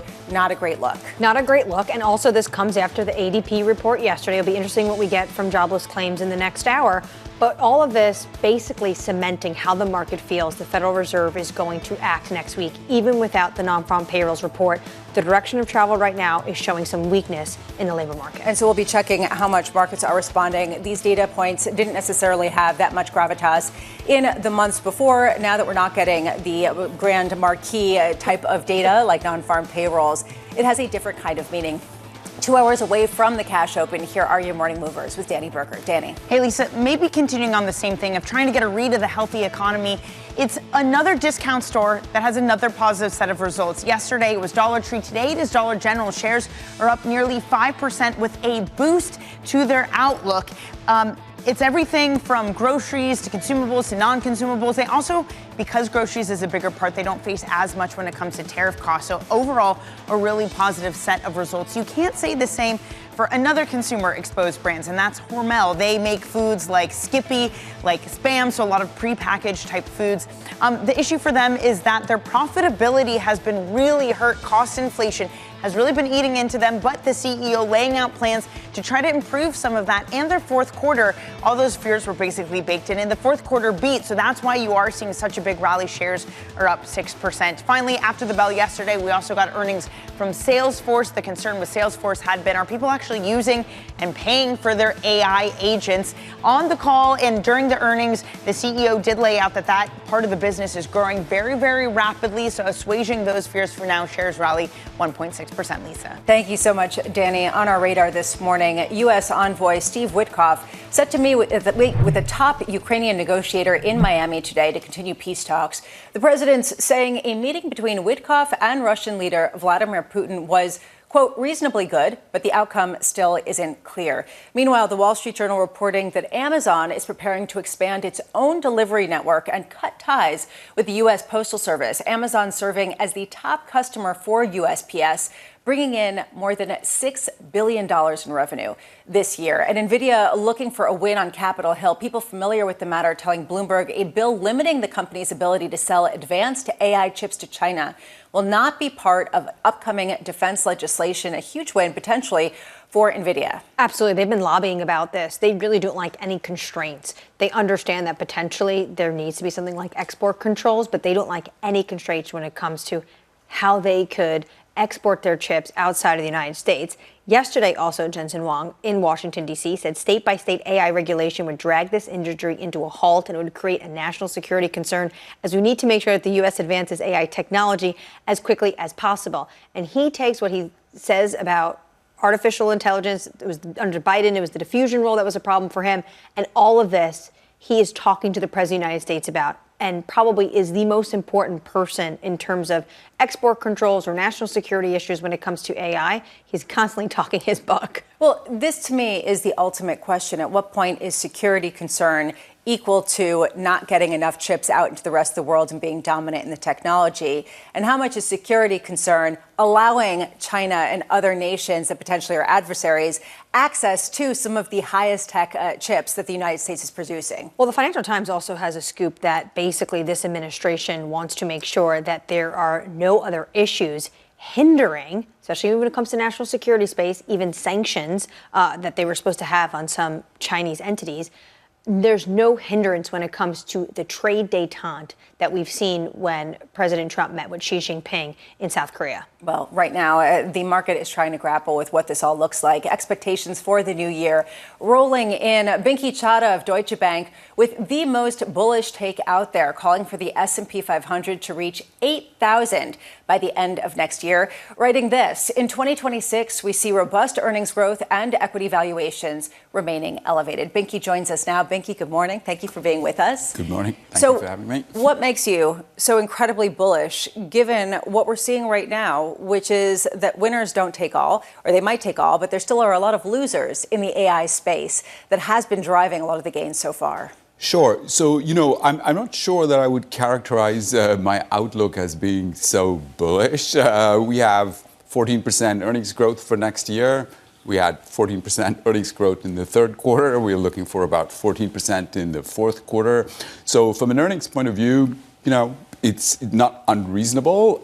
I would say if you think about what average earnings growth for the S&P 500 is outside of recessions, it's 11%. So we've been bobbing up and down basically around that level for the last 2.5 years. So moving up just a little bit, we were just a little bit lower. So I would argue it's just a little bit higher. We, in terms of the price outlook or the S&P 500 target, we don't do earnings and valuation. We think valuation is more a result. We do our price target on the basis of our demand-supply framework. Has 3 elements. Basically, what is existing equity money doing? Is there new money coming in? And what's happening on the supply side, which is the buybacks. So the buybacks are tied to earnings. So you're going to have 14% earnings growth. We're talking about gross buybacks of about $1.4 trillion next year. And that's with holding the buyback payout ratio flat. If we go to where I began, which is what is existing equity money doing, discretionary or fundamentals-based investors' positioning is neutral to slightly underweight. So in terms of the risks that everybody is talking about, I would say the fundamentals-based equity investors are actually focused and positioned for those risks. So I would say that the wall of worry is really high. Yeah. You haven't mentioned the U.S. economy or the growth backdrop once. Our outlook is for growth actually to pick up a little bit, and that has to do with some of the modalities, basically, of the OBBA. And if you believe that, people don't respond to the tax rate until it's refund time and they see their checks, but that's just the distribution. I would say, if I look at the last 2.5 years, we're talking about median GDP growth of 2.9%. So let's call it 3%. So that's pretty robust. But I would say even bigger picture, keep in mind that for the last 2 years, the macro consensus has very systematically underestimated macro growth. And it's, we're talking about trend growth of 2.5%.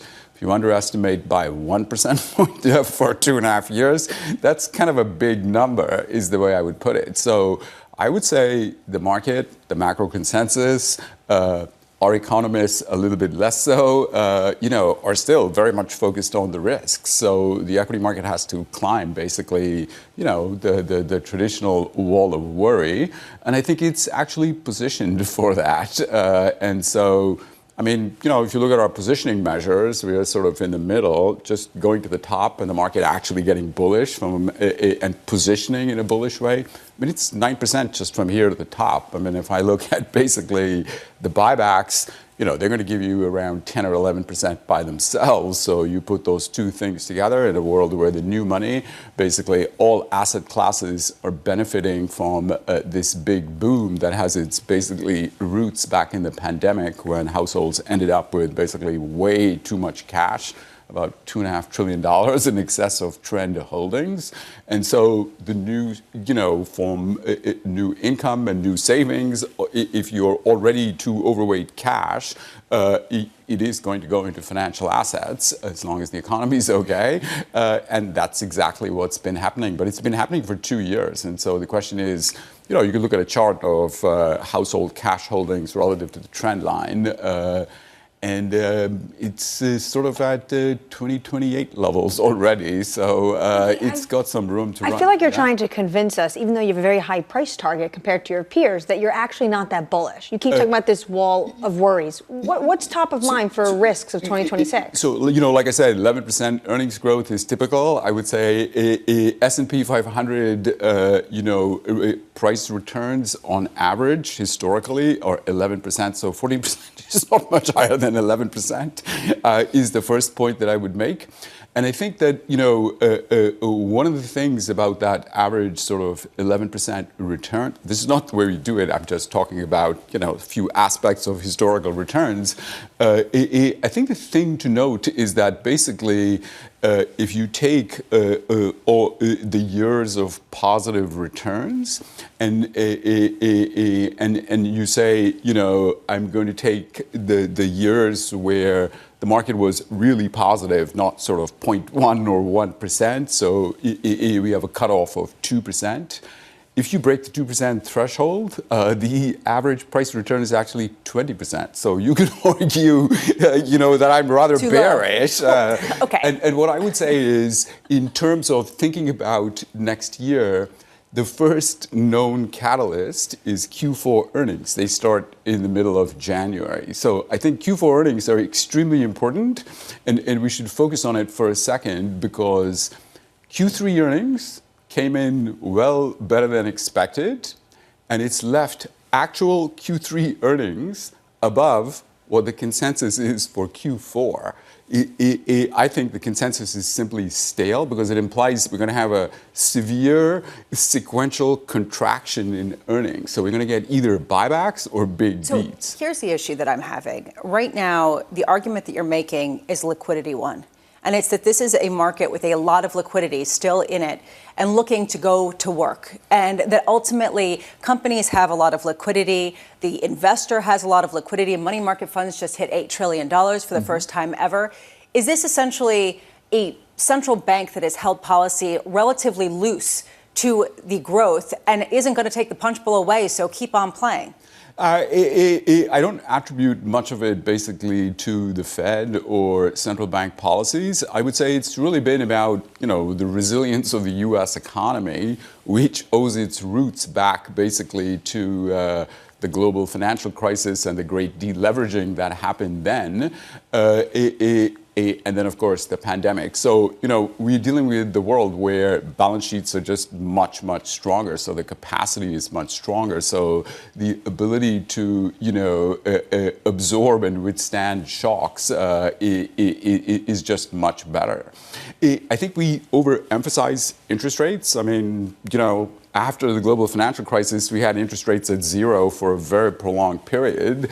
And, the textbook logic or the narrative would be, therefore, everybody was spending or things would have been much worse. But the fact of the matter is that, for the entire duration of that period of low interest rates, the household sector was deleveraging and continued to do so. And in fact, didn't stop until it started raising rates, okay? So the sign is exactly wrong here. The simple point I'm making is, other things matter besides interest rates. We listened to, a number of banks in the last quarter that, is the housing market going to come back? And as some banks say, you don't think it's really about interest rates because the 25 basis points here or there, and of course it's the 10-year, not the short rate that matters. Yeah. But it's really been about the uncertainty. The uncertainty, not just about, macro policies, but also about the labor market and sort of where we are in the cycle and all of the risks that we all focused on. Binky Chadha, really thought-provoking. Thank you so much for being with us. Binky Chadha of Deutsche Bank, who we categorized as the biggest bull, but he categorizes perhaps as not bullish enough with his 8,000 call for the S&P 500. Right now, let's get you an update on stories elsewhere. Here is your Bloomberg Brief with Yahaira Anna and Yahaira. Hi, Lisa. Layoffs at U.S. companies rose over 23% in November compared to last year. That's according to data from Challenger Gray and Christmas. That's the 8th month this year where cuts came in higher year over year.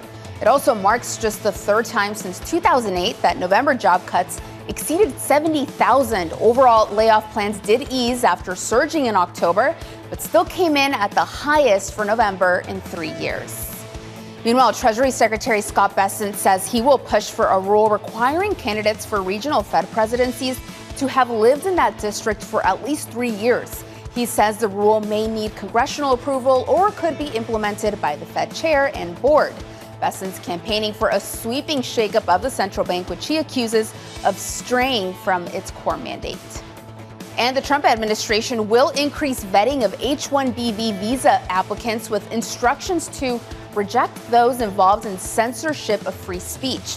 Consular officers will review applicants' resumes, LinkedIn pages, and trade publications for issues, including complying with content moderation or censorship demands from a foreign entity. That's your Bloomberg Brief, Lisa. Thank you so much, Yahaira. Up next, the labor market in focus.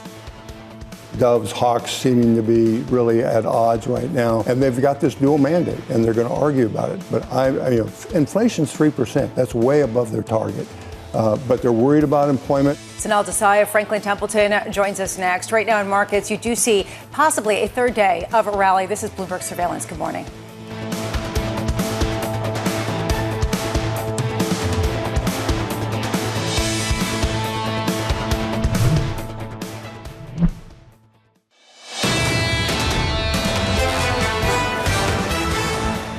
Right now, we're seeing a bit of gains in pre-market trading pretty much across the board, possibly building on 2 straight gains. Are we going to see that Santa Claus rally up to 0.1% on the S&P? Meanwhile, currency space fluctuating after seeing a lot of dollar weakening over the past few sessions today, maybe reversing just a touch, and 10-year yields higher by almost 3 basis points to 4.0884%. Under surveillance this morning, the labor market in focus. Things are confusing, and you can see that within the debate within the FOMC itself. Doves, hawks seeming to be really at odds right now, and they've got this dual mandate, and they're going to argue about it. But inflation's 3%. That's way above their target. But they're worried about employment. That's all going to be in next week's meeting. Here's the latest. Investors eyeing jobless claims out in less than an hour. With the last official employment data point, the Fed will get ahead of its next meeting next week. Sanal Desai of Franklin Templeton writing, another Fed rate cut next week seems to have been fully discounted. This Fed has proven to be very reluctant to disappoint markets. Sanal joins us now. Sanal, you've been saying, and thank you so much for being here this morning. Great to be here. You've been saying that you think it's a mistake, that you don't think this is an economy that requires another rate cut. Why do you think the market hasn't responded more negatively to the likelihood that is just what they're going to get? I don't think you're going to get a...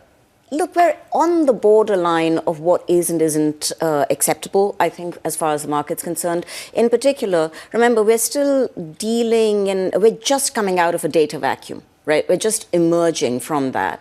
I think we get into the first half of next year, and the Fed would have cut 50 basis points this year. I think the market's assumption that we're going to get 3-4 more rate cuts next year, that's, I think, completely unclear to me right now. The first half of next year, I think, is going to be really strong from a growth perspective. And potentially, if we actually get those $2,000, $1,500 tariff rebate checks going around, that means you're going to have tailwinds, not just to growth, but also to inflation. So where is the inflationary pressure going to come from? Because right now it's not coming as much from the housing sector. We've seen rents actually decline in a number of places. Huge push to bring down energy costs, maybe not on the electricity side. What's the biggest inflationary impulse here? Can I turn that on its head? Please. Lisa, where has the disinflation been? Do you know, since the middle of 2023, we've been bouncing along at basically 3%. We've dropped by a few tenths. We've gone up by a few tenths. We're running at a headline of basically 3%. Disinflation stopped 2.5 years ago. Now, it's against that background that I'm looking at expansionary fiscal policy, potentially a boom coming from CapEx and AI, and we're going to get, I firmly believe that one of the main drivers of that original spike that we saw a few years ago in inflation was those $1,400 checks which got sent out. And now we're talking about checks again. And where is the inflation going to come from? I think it's demand-side pressures. Do you agree with what Lisa Shallett told us last hour, which is basically if we get a new Fed chair, actually it was earlier this hour, if we get a new Fed chair, potentially one of the first things they're going to do is ink the policy towards 3% inflation target instead of 2, basically accepting 3 as the new 2. Haven't we already? I'm just asking you, seriously, it's 2.5 years, Washington and the Fed has cut by next week. It will be 150 basis points, while being 50% above its target. So if I think about the 100 basis points we got last year, it was against a background of higher inflation than we are at today. So I guess where I'm coming from is all this focus on whether the new Fed chair is going to drive this Fed dovish. It's moot. We have a dovish Fed. I've said it before. Last hawkish Fed governor we had was Paul Volcker. And that's maybe okay. But I'm just saying that if we are running around, bouncing along 3, and then you get some drive, you could get a pickup, not to 6, 7, but maybe to 3.5, 4. I don't know. And I just don't know that it will be the type of backdrop against which we can get the aggressive kind of rate cuts that so you're are just being saying discussed. the bar next year, as long as they cut next week, the bar next year is going to be much higher for them to continue cutting. I think it is higher if we are correct in terms of those tailwinds to growth. Now, many things can go completely wrong. Nobody anticipated COVID, for example. There are many things which can go wrong. But if I look at what we have right now, if I look at the CapEx plans, which 450 billion this year, 500 odd next year. I mean, just to put this into perspective, Germany is going to do 1 trillion euros over 10 years. The private sector in the US is doing a delta of about 1 trillion in 2. Of course, it's going to have a growth impact. So why not just go wholeheartedly into risk assets and to go into speculative grade bonds? Because ultimately, it's either a Fed put if things deteriorate, or it's an acceleration of growth that will make these companies more able to repay their debts. I think valuations. Valuations, there is a certain question of absolute risk. I don't think you buy the entire market. I still believe in being aggressively neutral. I think the curve is going to steepen, without a doubt. In terms of the risks to the scenario, I don't think the risks are going to be coming from a massive uptake in defaults until the bottom drops out of the economy. That's what I'd be looking for. Maybe not even the bottom dropping out, but significant weakness, which we are not currently anticipating.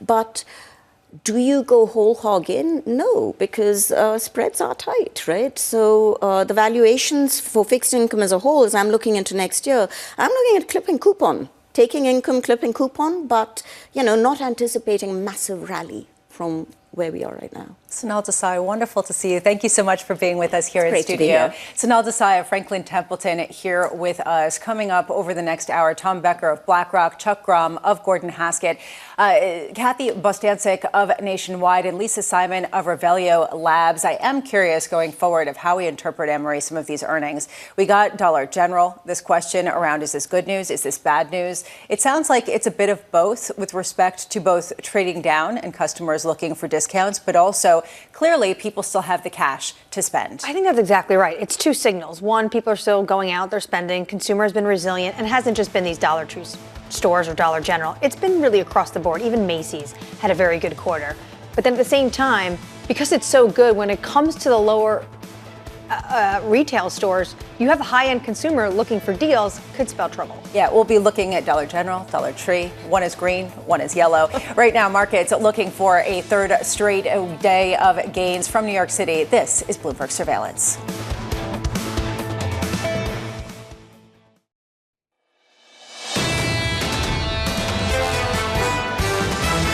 Short term, these markets are being driven by momentum. We are underweight the entire tech complex at this point. We stay risk on heading into next year. There is chance for some deterioration in equity markets. We're embracing a broadening out theme. This is Bloomberg Surveillance with Jonathan Ferro, Lisa Abramowicz, and Annmarie Hordern.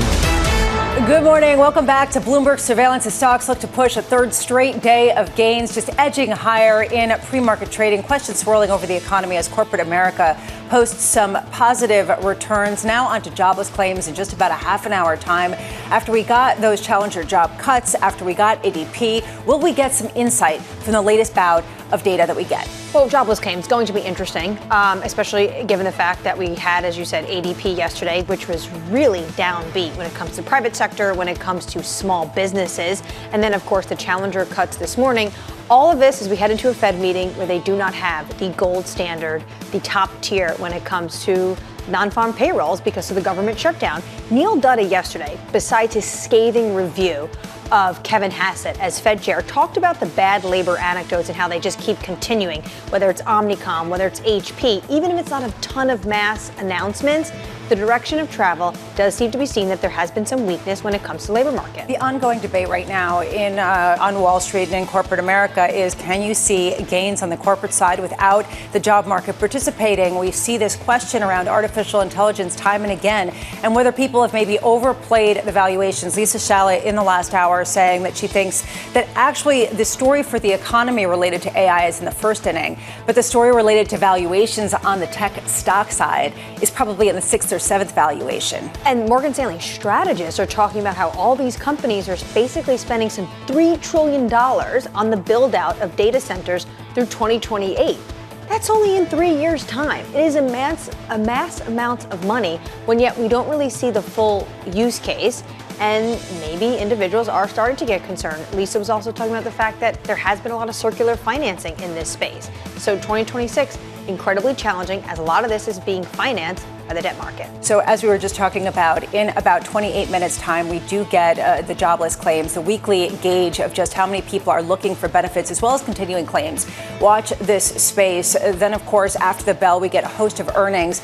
Just they've been trickling out. Kroger's in particular in front focus for the grocery store outlook, given the fact that people are wondering about the consumer. Right now in markets, you are seeing equities, futures inflect higher. They have built on some of that momentum throughout the morning. A real question of what's driving that, given the fact that you're seeing yields higher as well in the bond space, even though you did see a successful bond auction in Japan on the long end, 10-year yields in the United States almost reaching that 4.10 level, 4.0923, up 3 basis points. Coming up this hour, Tom Becker of BlackRock, with stocks seeing a third straight day of gains. Chuck Grom of Gordon Haskett recapping the latest round of retail earnings, and Kathy Postancic of Nationwide as we break down those weekly jobless claims that we were just talking about. We begin this hour, stocks holding steady with traders betting that Fed rate cuts will help drive a global rally into year end. Tom Becker of BlackRock joins us now. Tom, great to see you.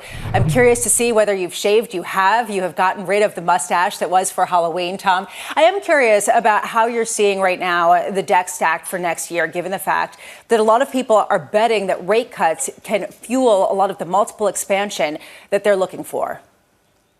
Morning, Lisa. I think the kind of pricing of the Fed is a little kind of at odds with what Annmarie was just saying, which is there still is the fog that Jay Powell mentioned at the last press conference. They're not going to have enough data to kind of guide the markets. And I think they started to do that the last meeting. It seems like the weaker data over the last few weeks will kind of solidify a cut next week.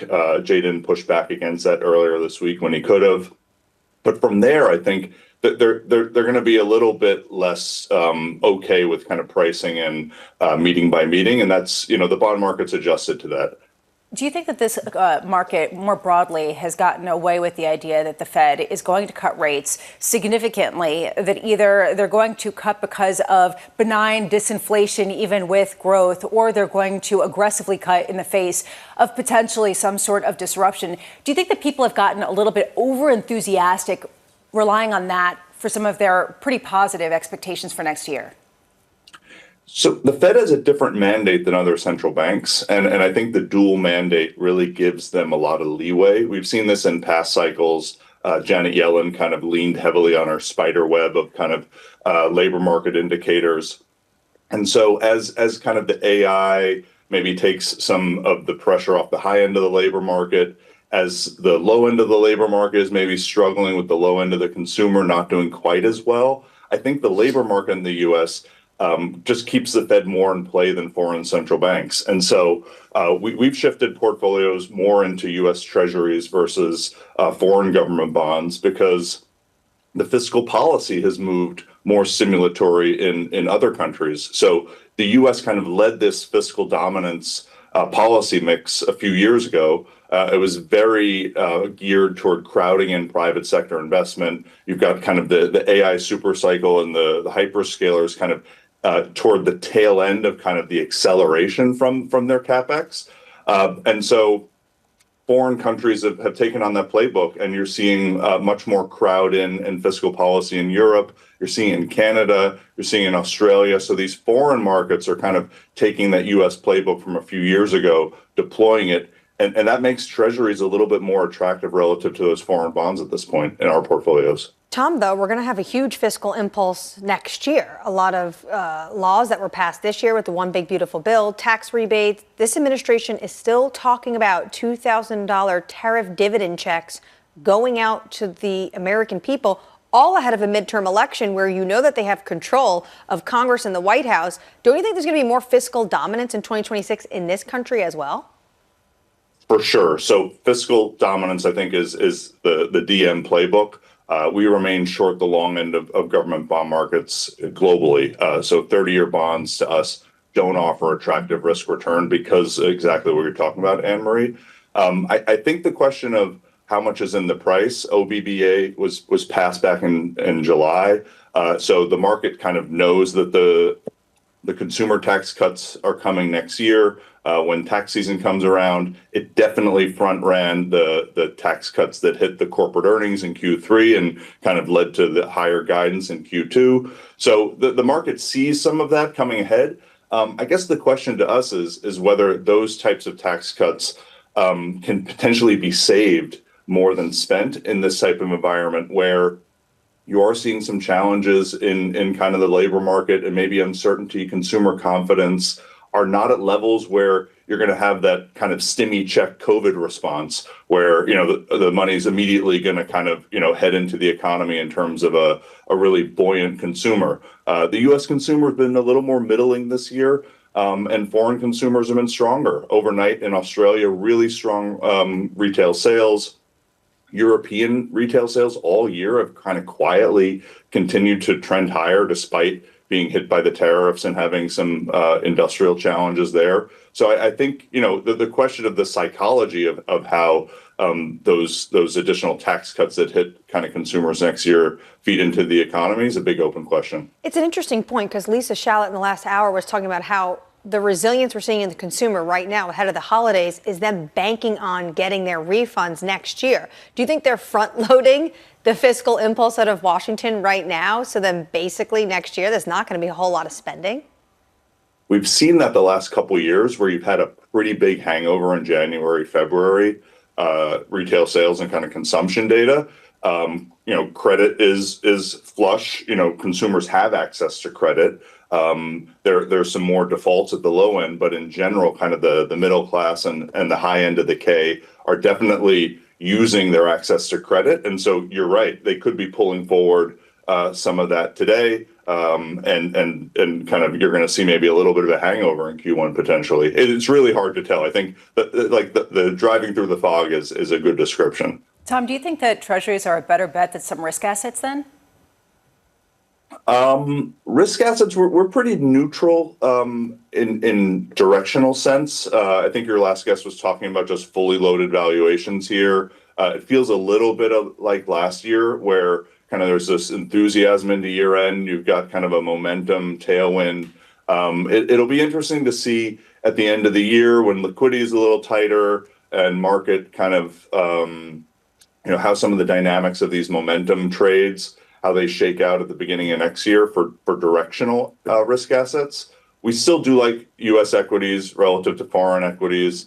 We like Japanese equities on kind of the kind of structural changes going on in that economy. And some of the beaten down European markets, France, UK, that haven't really gotten a lot of love the last couple of years. So there are pockets in the global equity landscape where we see attractive risk return, but directionally not as convicted here. Yeah, Tom, it seems like some people who've been on the show this morning would agree with you, at least in the short term.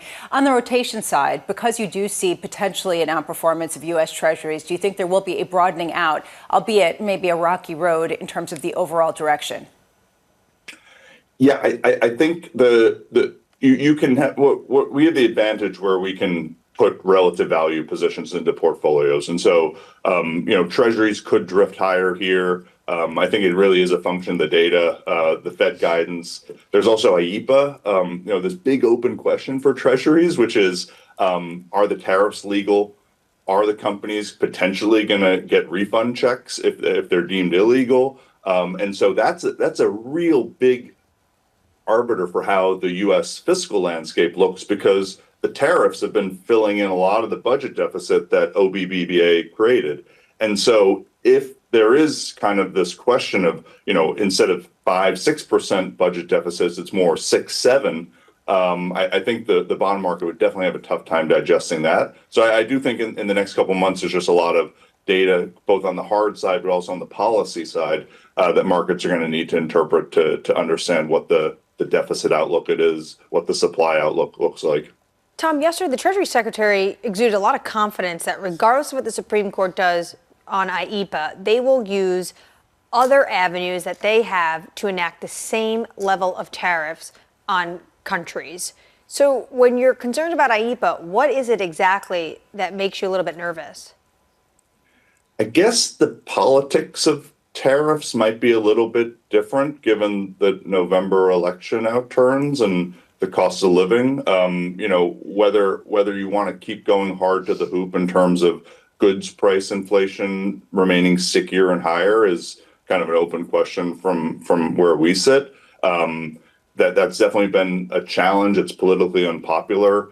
And it has been politically unpopular in America for decades. People don't like high inflation. They don't like the salience of high price levels. And so, I think if you have to kind of re-underwrite it over and over again, not that there wouldn't be ways potentially. It's not my specialty, but just in terms of how you would legislate at this point feels a little bit trickier. Tom Becker of BlackRock, thank you so much for being with us this morning. And just to sort of build on that, Kroger is actually coming out lowering the top end of its full year's forecast because of some of the selectiveness of consumers, speaking exactly to that point. Selectiveness of consumers, potentially some of the costs going up, that even the administration had to do a U-turn on tariff levels, and also the SNAP benefits. What was going on with the government shutdown? It has been very challenging for some of these grocery stores to basically consistently amend themselves to what is going on in policy in Washington. Yeah, we'll get more on Kroger and that story more broadly in a bit. Right now, let's get you an update on stories elsewhere. Here is your Bloomberg Brief with Yahira Anand. Yahira. Hi, Lisa. Treasury Secretary Scott Bessent could be the next National Economic Council director. Sources telling us here at Bloomberg that President Trump's top aides are considering Bessent for the dual role. Bessent would replace Kevin Hassett, who Trump has hinted could be named the next chair of the Federal Reserve. Meanwhile, U.S. Trade Representative Jamieson Greer suggesting that President Donald Trump is considering withdrawing from the United States-Mexico-Canada agreement within the next year. Greer telling Politico that the deal's built-in review period exists, quote, in case we needed to revise it, review it, or exit it. This coming despite the deal encouraging members to remain in the agreement until 2036. And shares of Dollar General are rising nearly 6% in the pre-market on an upbeat earnings report. The discount retailer beating third quarter estimates on the top and bottom lines and boosting its comparable sales forecast for the full year. This comes after strong results from rival Dollar Tree, highlighting how value-focused retailers are winning over consumers that are hunting for deals. That's Bloomberg Brief. Lisa. Thank you so much, Yahira. Up next, the morning calls, plus Chuck Grom of Gordon Haskett recapping the latest round of retail earnings. That's next. This is Bloomberg Surveillance.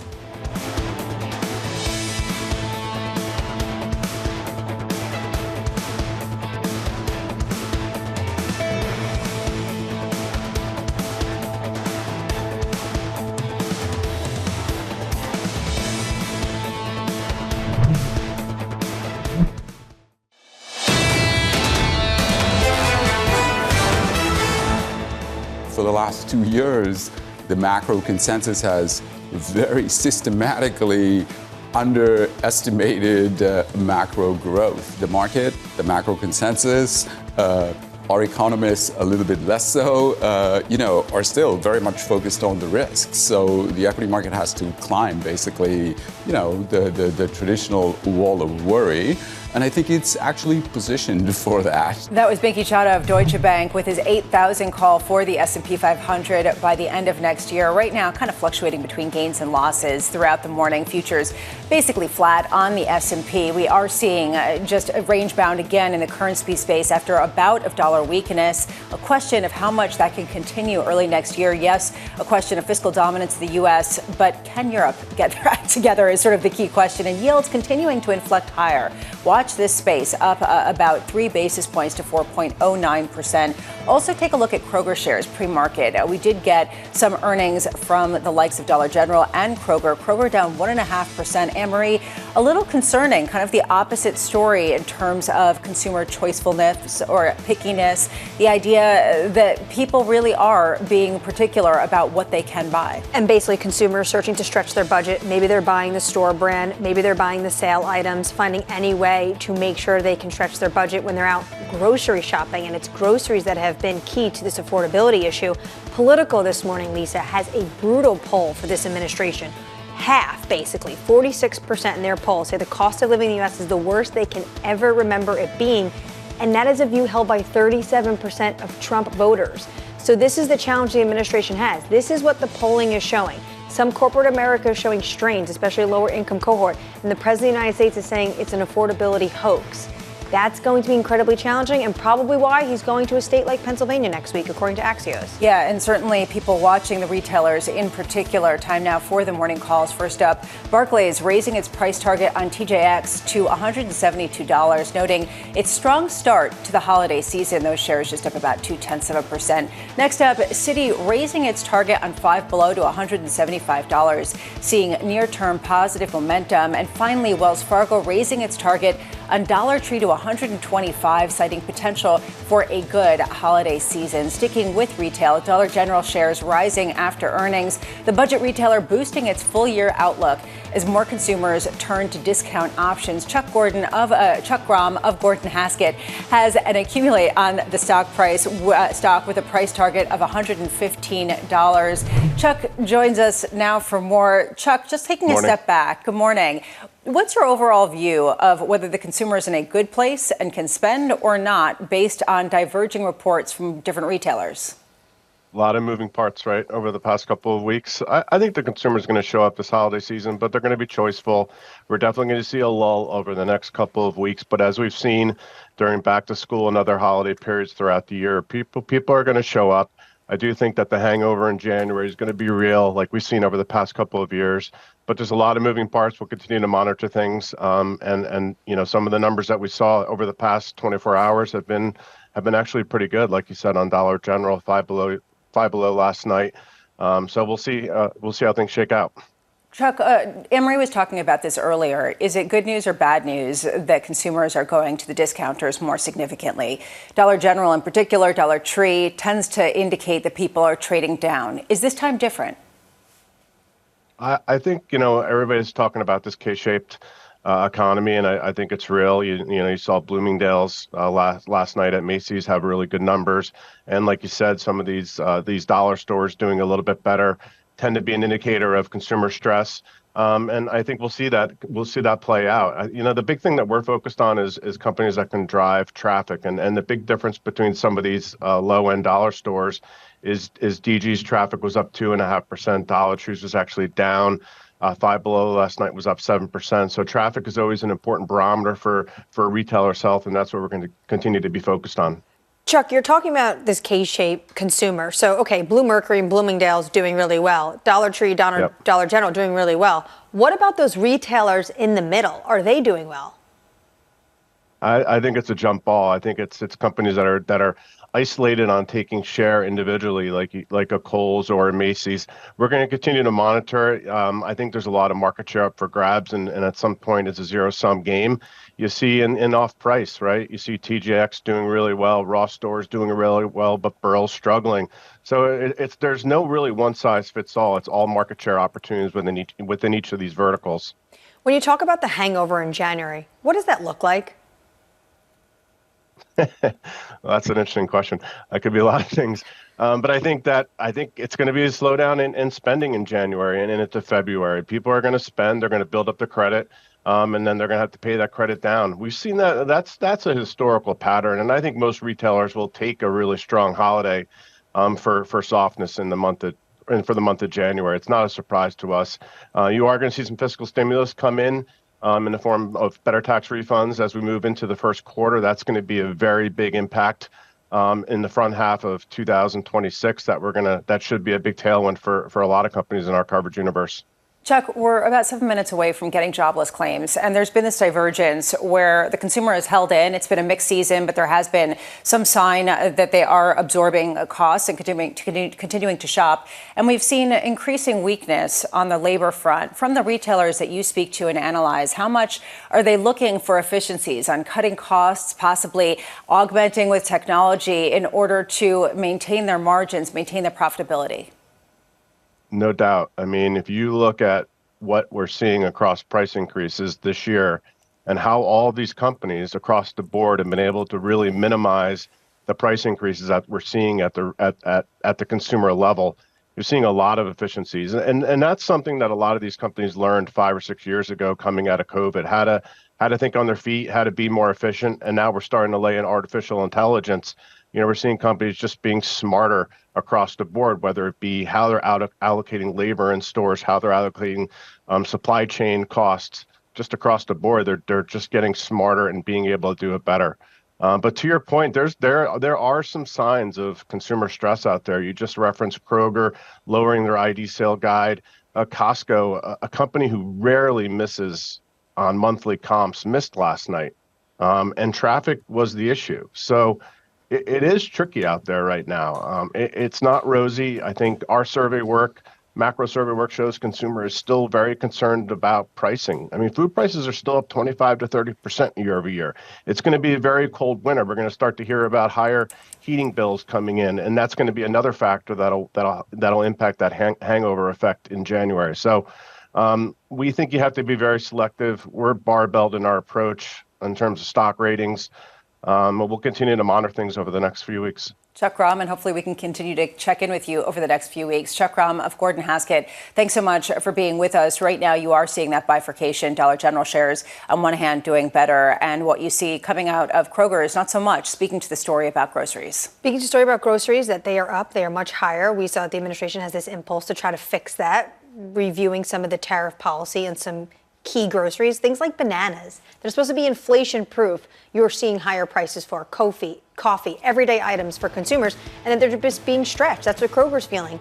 But to his point, then you look at how Walmart's been able to mitigate some of this. Some companies have been able to mitigate some of the uncertainty in environment, and others just haven't been able to do it as well. And how much has come with the increase in labor or not? Up just shortly, we do get those jobless claims from New York City. Good morning.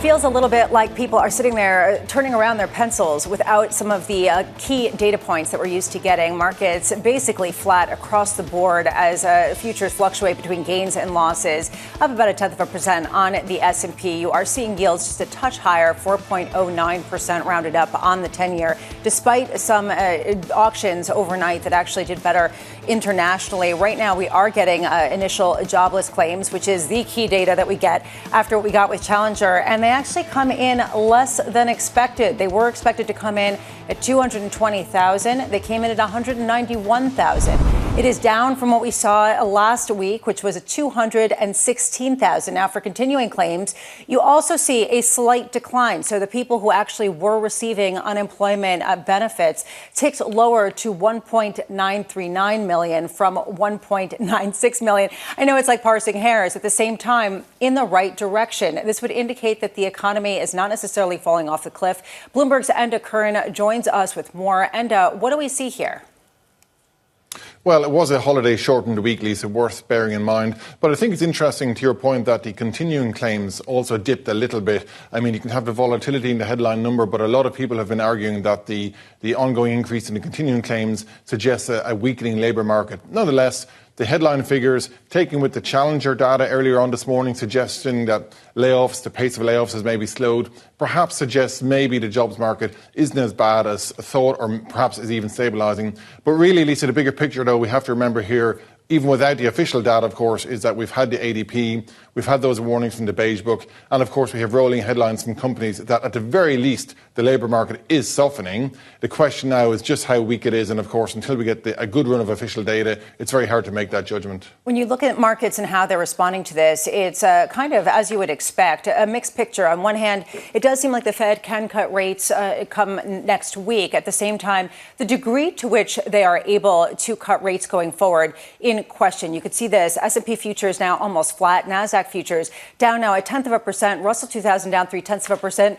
The Y is in the bond space. 2s, 10s, and 30s. Yields higher, price down across the board, up 3 basis points at the front end, 3.51%. 10-year yields, similar type of move. It does seem like when you bleed this through the currency space, this is actually going to be a stronger dollar, at least for the moment, pausing some of the weakness that we have been seeing. And it does seem like this does put the Fed in a position maybe to cut next week. But after that, a lot of questions of how far they can go.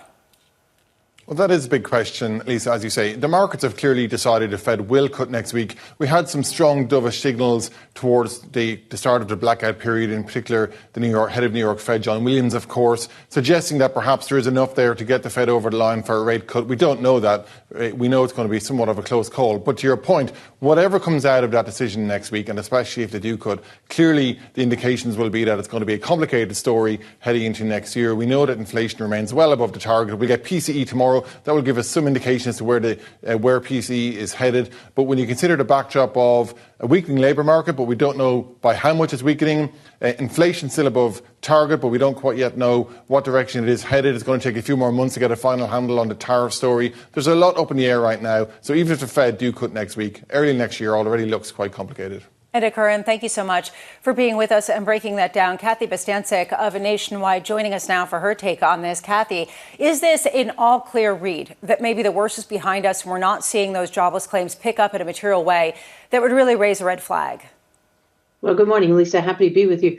So I think what it just underscores we continue to be in this no fire, no hire environment. The reality is not much changed really over the last couple of weeks. Yes, we're missing the payroll data. That would be, very essential to have ahead of the FOMC meeting. But I think based on what information we have is that the labor market is kind of stalled, but it's not cratering. And, we take some refuge in that, right? The initial jobless claims, yes, it was a holiday week, probably was skewed a little lower because of that, but it's still remaining quite low. You look at the 4-week moving average of initial jobless claims, just incredibly low at this point. That said, I do agree that if you're let go of a job, the elevated continuing claims figures show it is tougher to find one. But again, that gets into that no hire, no fire environment. Kathy, how difficult is to make the Fed decision next week when you see continuing claims after ADP? What do they cling to when they deliberate on how they actually want to take the path of interest rates? It's incredibly difficult at this point because you know that the hiring numbers are quite soft, right? And ADP even suggests that it may be even weaker than that. They don't have, the gold standard, which is the Bureau of Labor Statistics employment report that should be coming out tomorrow. That will be 6 days after they meet. But I think they still see the risks on the downside. So even though it's not showing up again in these layoff numbers, if you look at the employment figures, even the latest, BLS official data we have, you can see the cyclical sectors of the economy are just not hiring. And they went on pause really for much of this year. Now, our view is that next year things will loosen up and get better. But I think in the meantime, you have this pause and Fed officials have to say, well, policy rates we think are still restrictive. Is that really necessary, especially if they think that inflation is going to be, trending lower and the tariff impact fades? So, Kathy, if they cut next week, as you're expecting, as the market is expecting, what does this mean for 2026? Because you also think that hiring could be sluggish as well next year. Do they just continue on this path? Yeah, so I think that the sluggish hiring continues through, the early part of next year. And then I think things loosen up. I think we get further away from, the large uncertainty around policy changes. That settles in. And I think the tax incentives for companies, they're going to invest. That's going to start to get the juices in the economy flowing. And also the tax cuts for individuals and also these large tax refunds, right, are going to be significant. So I think as we move through the first quarter, towards the end, you're going to start to see some of this positive stimulus impact. Now, I think the Fed could go on hold for several months, but then later in the year, particularly after we get a change in the leadership of the Fed, come June, we could start to see maybe another 2 rate cuts in the latter part of next year. Kathy Bostancic of Nationwide, thank you so much for your insights after we did get those jobless claims. If you are just joining us, it was 191,000 in terms of the total headline jobless claims in the past week. That is the lowest going back to September of 2022. So really highlighting that this is not exactly an economy that's falling off a cliff. Nonetheless, difficult to really get a read on it, which is the reason why people keep focusing on the fact that we're not getting non-farm payrolls. And also, Enda had a great point. last week was a shortened week. So if you take that into account, is this really that great of a report? Is it enough to sway the Federal Reserve next week? Probably not. Which is the reason why people are looking to alternative data sources. A new report out from Revelio Public Labor Statistics showing the economy shed 9,000 jobs in November. Elisa Simon of Revelio Labs writing, the labor market is becoming increasingly bifurcated again, and the K-shaped economy shows up clearly in job postings. Lisa joins us now. Lisa, thank you so much for being with us. It seems like there is an increasing focus on looking to other sources to try to offset the dearth of other data. Your information is pointing to a weaker economy and a weaker labor market than what we just got with jobless claims. Can you elaborate? Definitely. Yeah, we're seeing a shedding of 9,000 jobs in the economy in November. And I really think that that bifurcated labor market that we have been talking about is really visible, where the sectors adding jobs in health and education and also public administration, making a recovery after last month, adding jobs, and then the sectors losing jobs in leisure and hospitality, retail trade, manufacturing, and also transportation and warehousing really are more of the blue-collar jobs in lower paying occupations that we're seeing. So I think where we are seeing relative strength at the top and then a increasing weakening at the bottom. And I do think that especially looking at the largest employers driving some of these losses, we are seeing that making that point even clearer. The employers losing most jobs in November in the leisure and hospitality sector were McDonald's and Starbucks, and then also in manufacturing, biggest losses for Intel and AstraZeneca.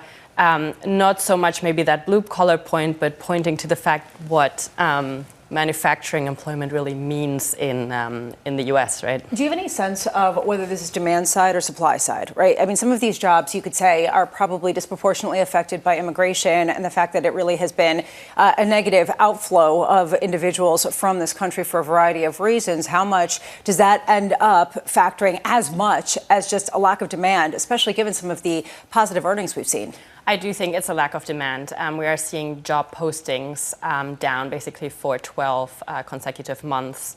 And while, of course, there is pressure on the supply side, I don't think we've fully seen the effect realized on that. And it's more the increased uncertainty for employers, the pressure of tariffs, and just I think general cautiousness that is driving the weakness here. Is 2026 going to change course, at least for manufacturing? There's all this money being spent on AI data center build-outs in some pockets of the United States. I mean, the Wall Street Journal had a story about this week. You're seeing huge salaries for specific construction jobs. Is that going to be more broad-based? Yeah, it remains to be seen at the moment. The recovery isn't really in sight. I would sort of not call it a falling off a cliff, but sort of a slow trudging downwards. I do see a little bit of hope in sort of the rate of decline in hiring rates slowing down. So we are perhaps bottoming out there. And in fairness, I don't think hiring and attrition could be going much lower at this point. So potentially for 2026, we will be seeing a recovery, especially if we're expecting further rate cuts as well. Have you seen any instances and examples where AI is making this so much more challenging? Yeah, we do see that entry-level employment has particularly suffered. We wrote a study looking at the AI exposure in occupations and are finding that the higher the exposure for entry-level roles, the lower the demand, or the bigger the decline in demand. So in particularly for entry-level jobs with high levels of exposure. And an example of that, I think, is this week McKinsey announcing big job cuts and the training of large amounts of AI agents, I think is a prime example, while we're still seeing hiring for senior consultants at McKinsey. So I think that's a prime example of some of these the dangers that we're seeing.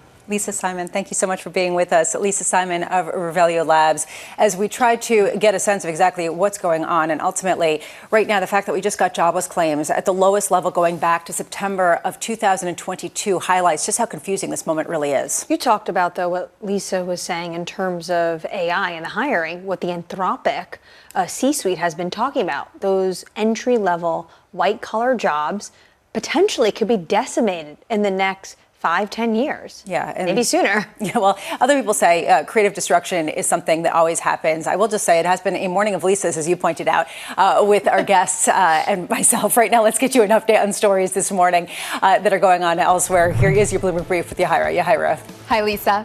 Recapping the labor market data we just got, jobless claims for last week coming in at 191,000, a drop of 27,000 from the week prior and well below estimates of 220,000. It's actually the lowest weekly jobless print in over 3 years and an encouraging sign for the economy. Continuing claims also fell by 4,000, totaling just under 1.94 million for the week prior. Meanwhile, a Pentagon watchdog found Defense Secretary Pete Hegseth risked endangering American troops when he shared attack plans against Houthi rebels on the Signal messaging app. According to a classified report by the acting Pentagon Inspector General, Hegseth violated government policies by using his personal cell in Signal. Hegseth says he was authorized to declassify any material in the chat. And NVIDIA CEO Jensen Huang says he's not sure if China would accept the company's H200 AI chips if the U.S. relaxes restrictions on sales of the processors. Earlier this year, the chip giant won approval to sell its less powerful H20 chip in Beijing, but China promptly told potential domestic customers to shun the product and rely instead on processors made by Chinese companies. That's your Bloomberg Brief. Lisa. Thank you so much, Yahira. Up next, setting you up for the day ahead, plus Danny Berger with your morning movers. Snowflake sliding after an underwhelming forecast. Those shares lower by more than 9%. This is Bloomberg Surveillance.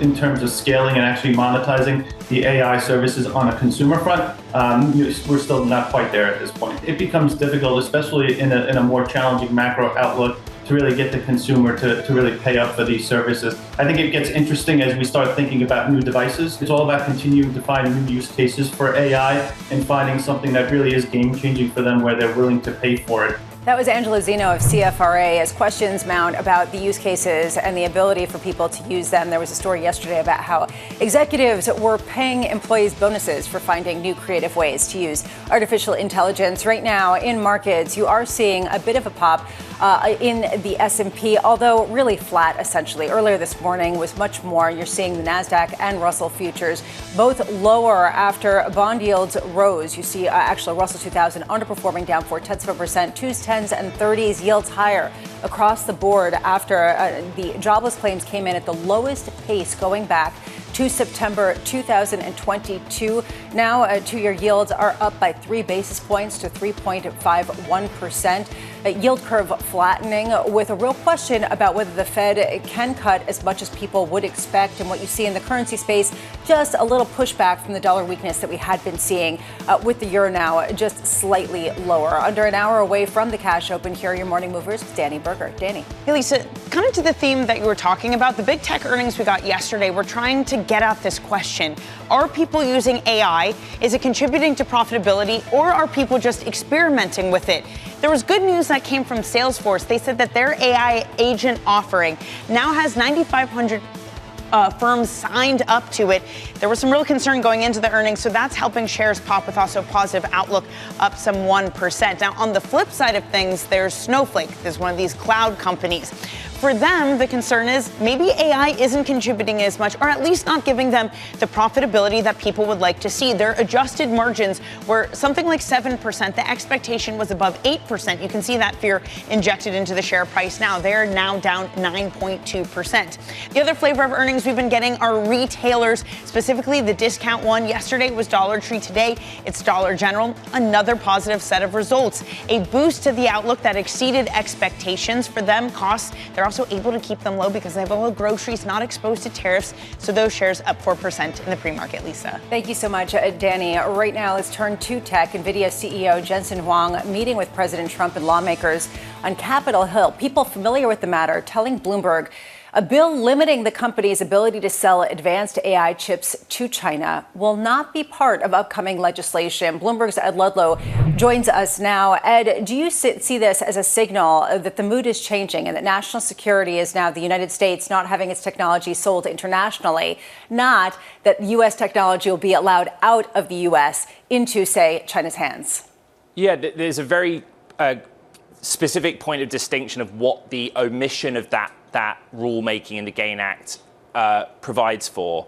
The original proposal was that NVIDIA would have to prioritize American customers for the lead edge chips over a potential export customer, which would have, of course, caught China within that.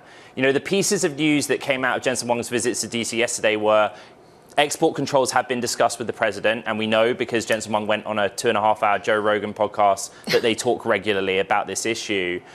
They're also, and I'm interested in AMH's take on this, you know, there is very much a consciousness, particularly among Republican lawmakers, that they want, NVIDIA wants to be able to export to China, right? But the baseline assumption of this company is zero revenues from that market. The more interesting point here is, what does China want? You know, Jensen, in speaking to reporters, kind of acknowledged, we don't even know that if we were permitted to export the technology, would China take it? And if you look at some of the Bloomberg reporting overnight, there is a clear signal that China isn't necessarily that interested in a deprecated American chip at this moment in time. Well, yes, he's saying that China will not accept a degraded chip, Ed, but will they accept a high advanced chip, which basically would mean the administration, to Lisa's point, having to do a little bit of reverse course when it comes to national security. Do you think Jensen Huang was able to get that point across in Washington, D.C.? This is his view that he's been lobbying. Yeah, you know, clearly Jensen and NVIDIA are staying in close proximity to the administration, not just the administration, right? Congress, because that's going to be a factor, you know, but Jensen is also not foolish. You know, he literally said, we do not know what the state of play is and whether we'll be able to or not. We've talked a lot, AMH, about this spectrum of China hawkishness.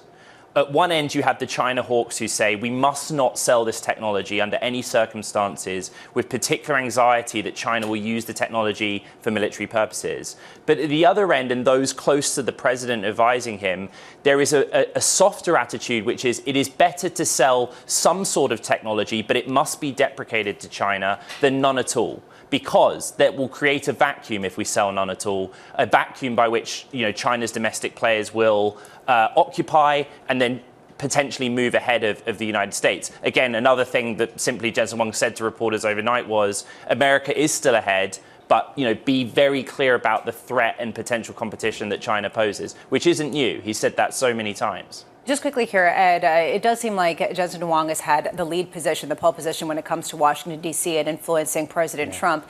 It seems like Alphabet's AI chips are gaining ground when it comes to the rest of the universe. How do you parse that out? How much ground do you actually see the Google chips as gaining? I don't hear any other word more often than TPU. Every single day, TPU, TPU, TPU. You know, markets have moved in recent weeks when there's been reports that Alphabet is considering allowing third parties to take the product, selling it through Google Cloud Platform. The technology pushback on that would be that TPUs are designed for a very narrow and specific use case, whereas GPUs, from NVIDIA principally, but also AMD, have much broader application. They're much more diverse. It's the thing that everyone is waiting on. And if there is clear, tangible evidence of displacement, in other words, a big technology company opting for Alphabet's TPUs over an NVIDIA. In that circumstance, then it would be evidence that the market's moving forward on this. And it's no surprise that once again, it's one of the most read stories on the terminal today. Ed Ludlow, thank you so much for being with us, and we look forward to your coverage later today. That does seem to be the story, and I think Lisa Shallett made a really good point earlier about how we do seem to be at a crossroads where the story is changing with respect to AI, and now it's show me the money and show me the ability to create an efficient chip that also is cost effective. Right. It might not be as energy intensive as the chips we have been talking about this entire year, to Lisa Shallett's point. And you almost feel that urgency when these CEOs talk or we get leaks of their memos, and we go back to how this week started with OpenAI talking about code red moment based on what Gemini was doing it. And that's based off what was Google had their own code red moment, ring the alarm because of OpenAI, and this is going to be a huge story for 2026. So much code red. Tomorrow we get data. Well, at least we get some data. Core PCE, it sounds exciting, but it's from September, so don't get too excited. We also get personal income and spending from September. We also, coming up tomorrow, will have wonderful insights from Christopher Verone of Strategas, Kate Moore of Citi Wealth, Abby Yoder of JP Morgan Private Bank, and Nadia Lovell of UBS as we look ahead to a massive week of the Fed decision amid this maelstrom of uncertainty. This was Bloomberg Surveillance. Good morning.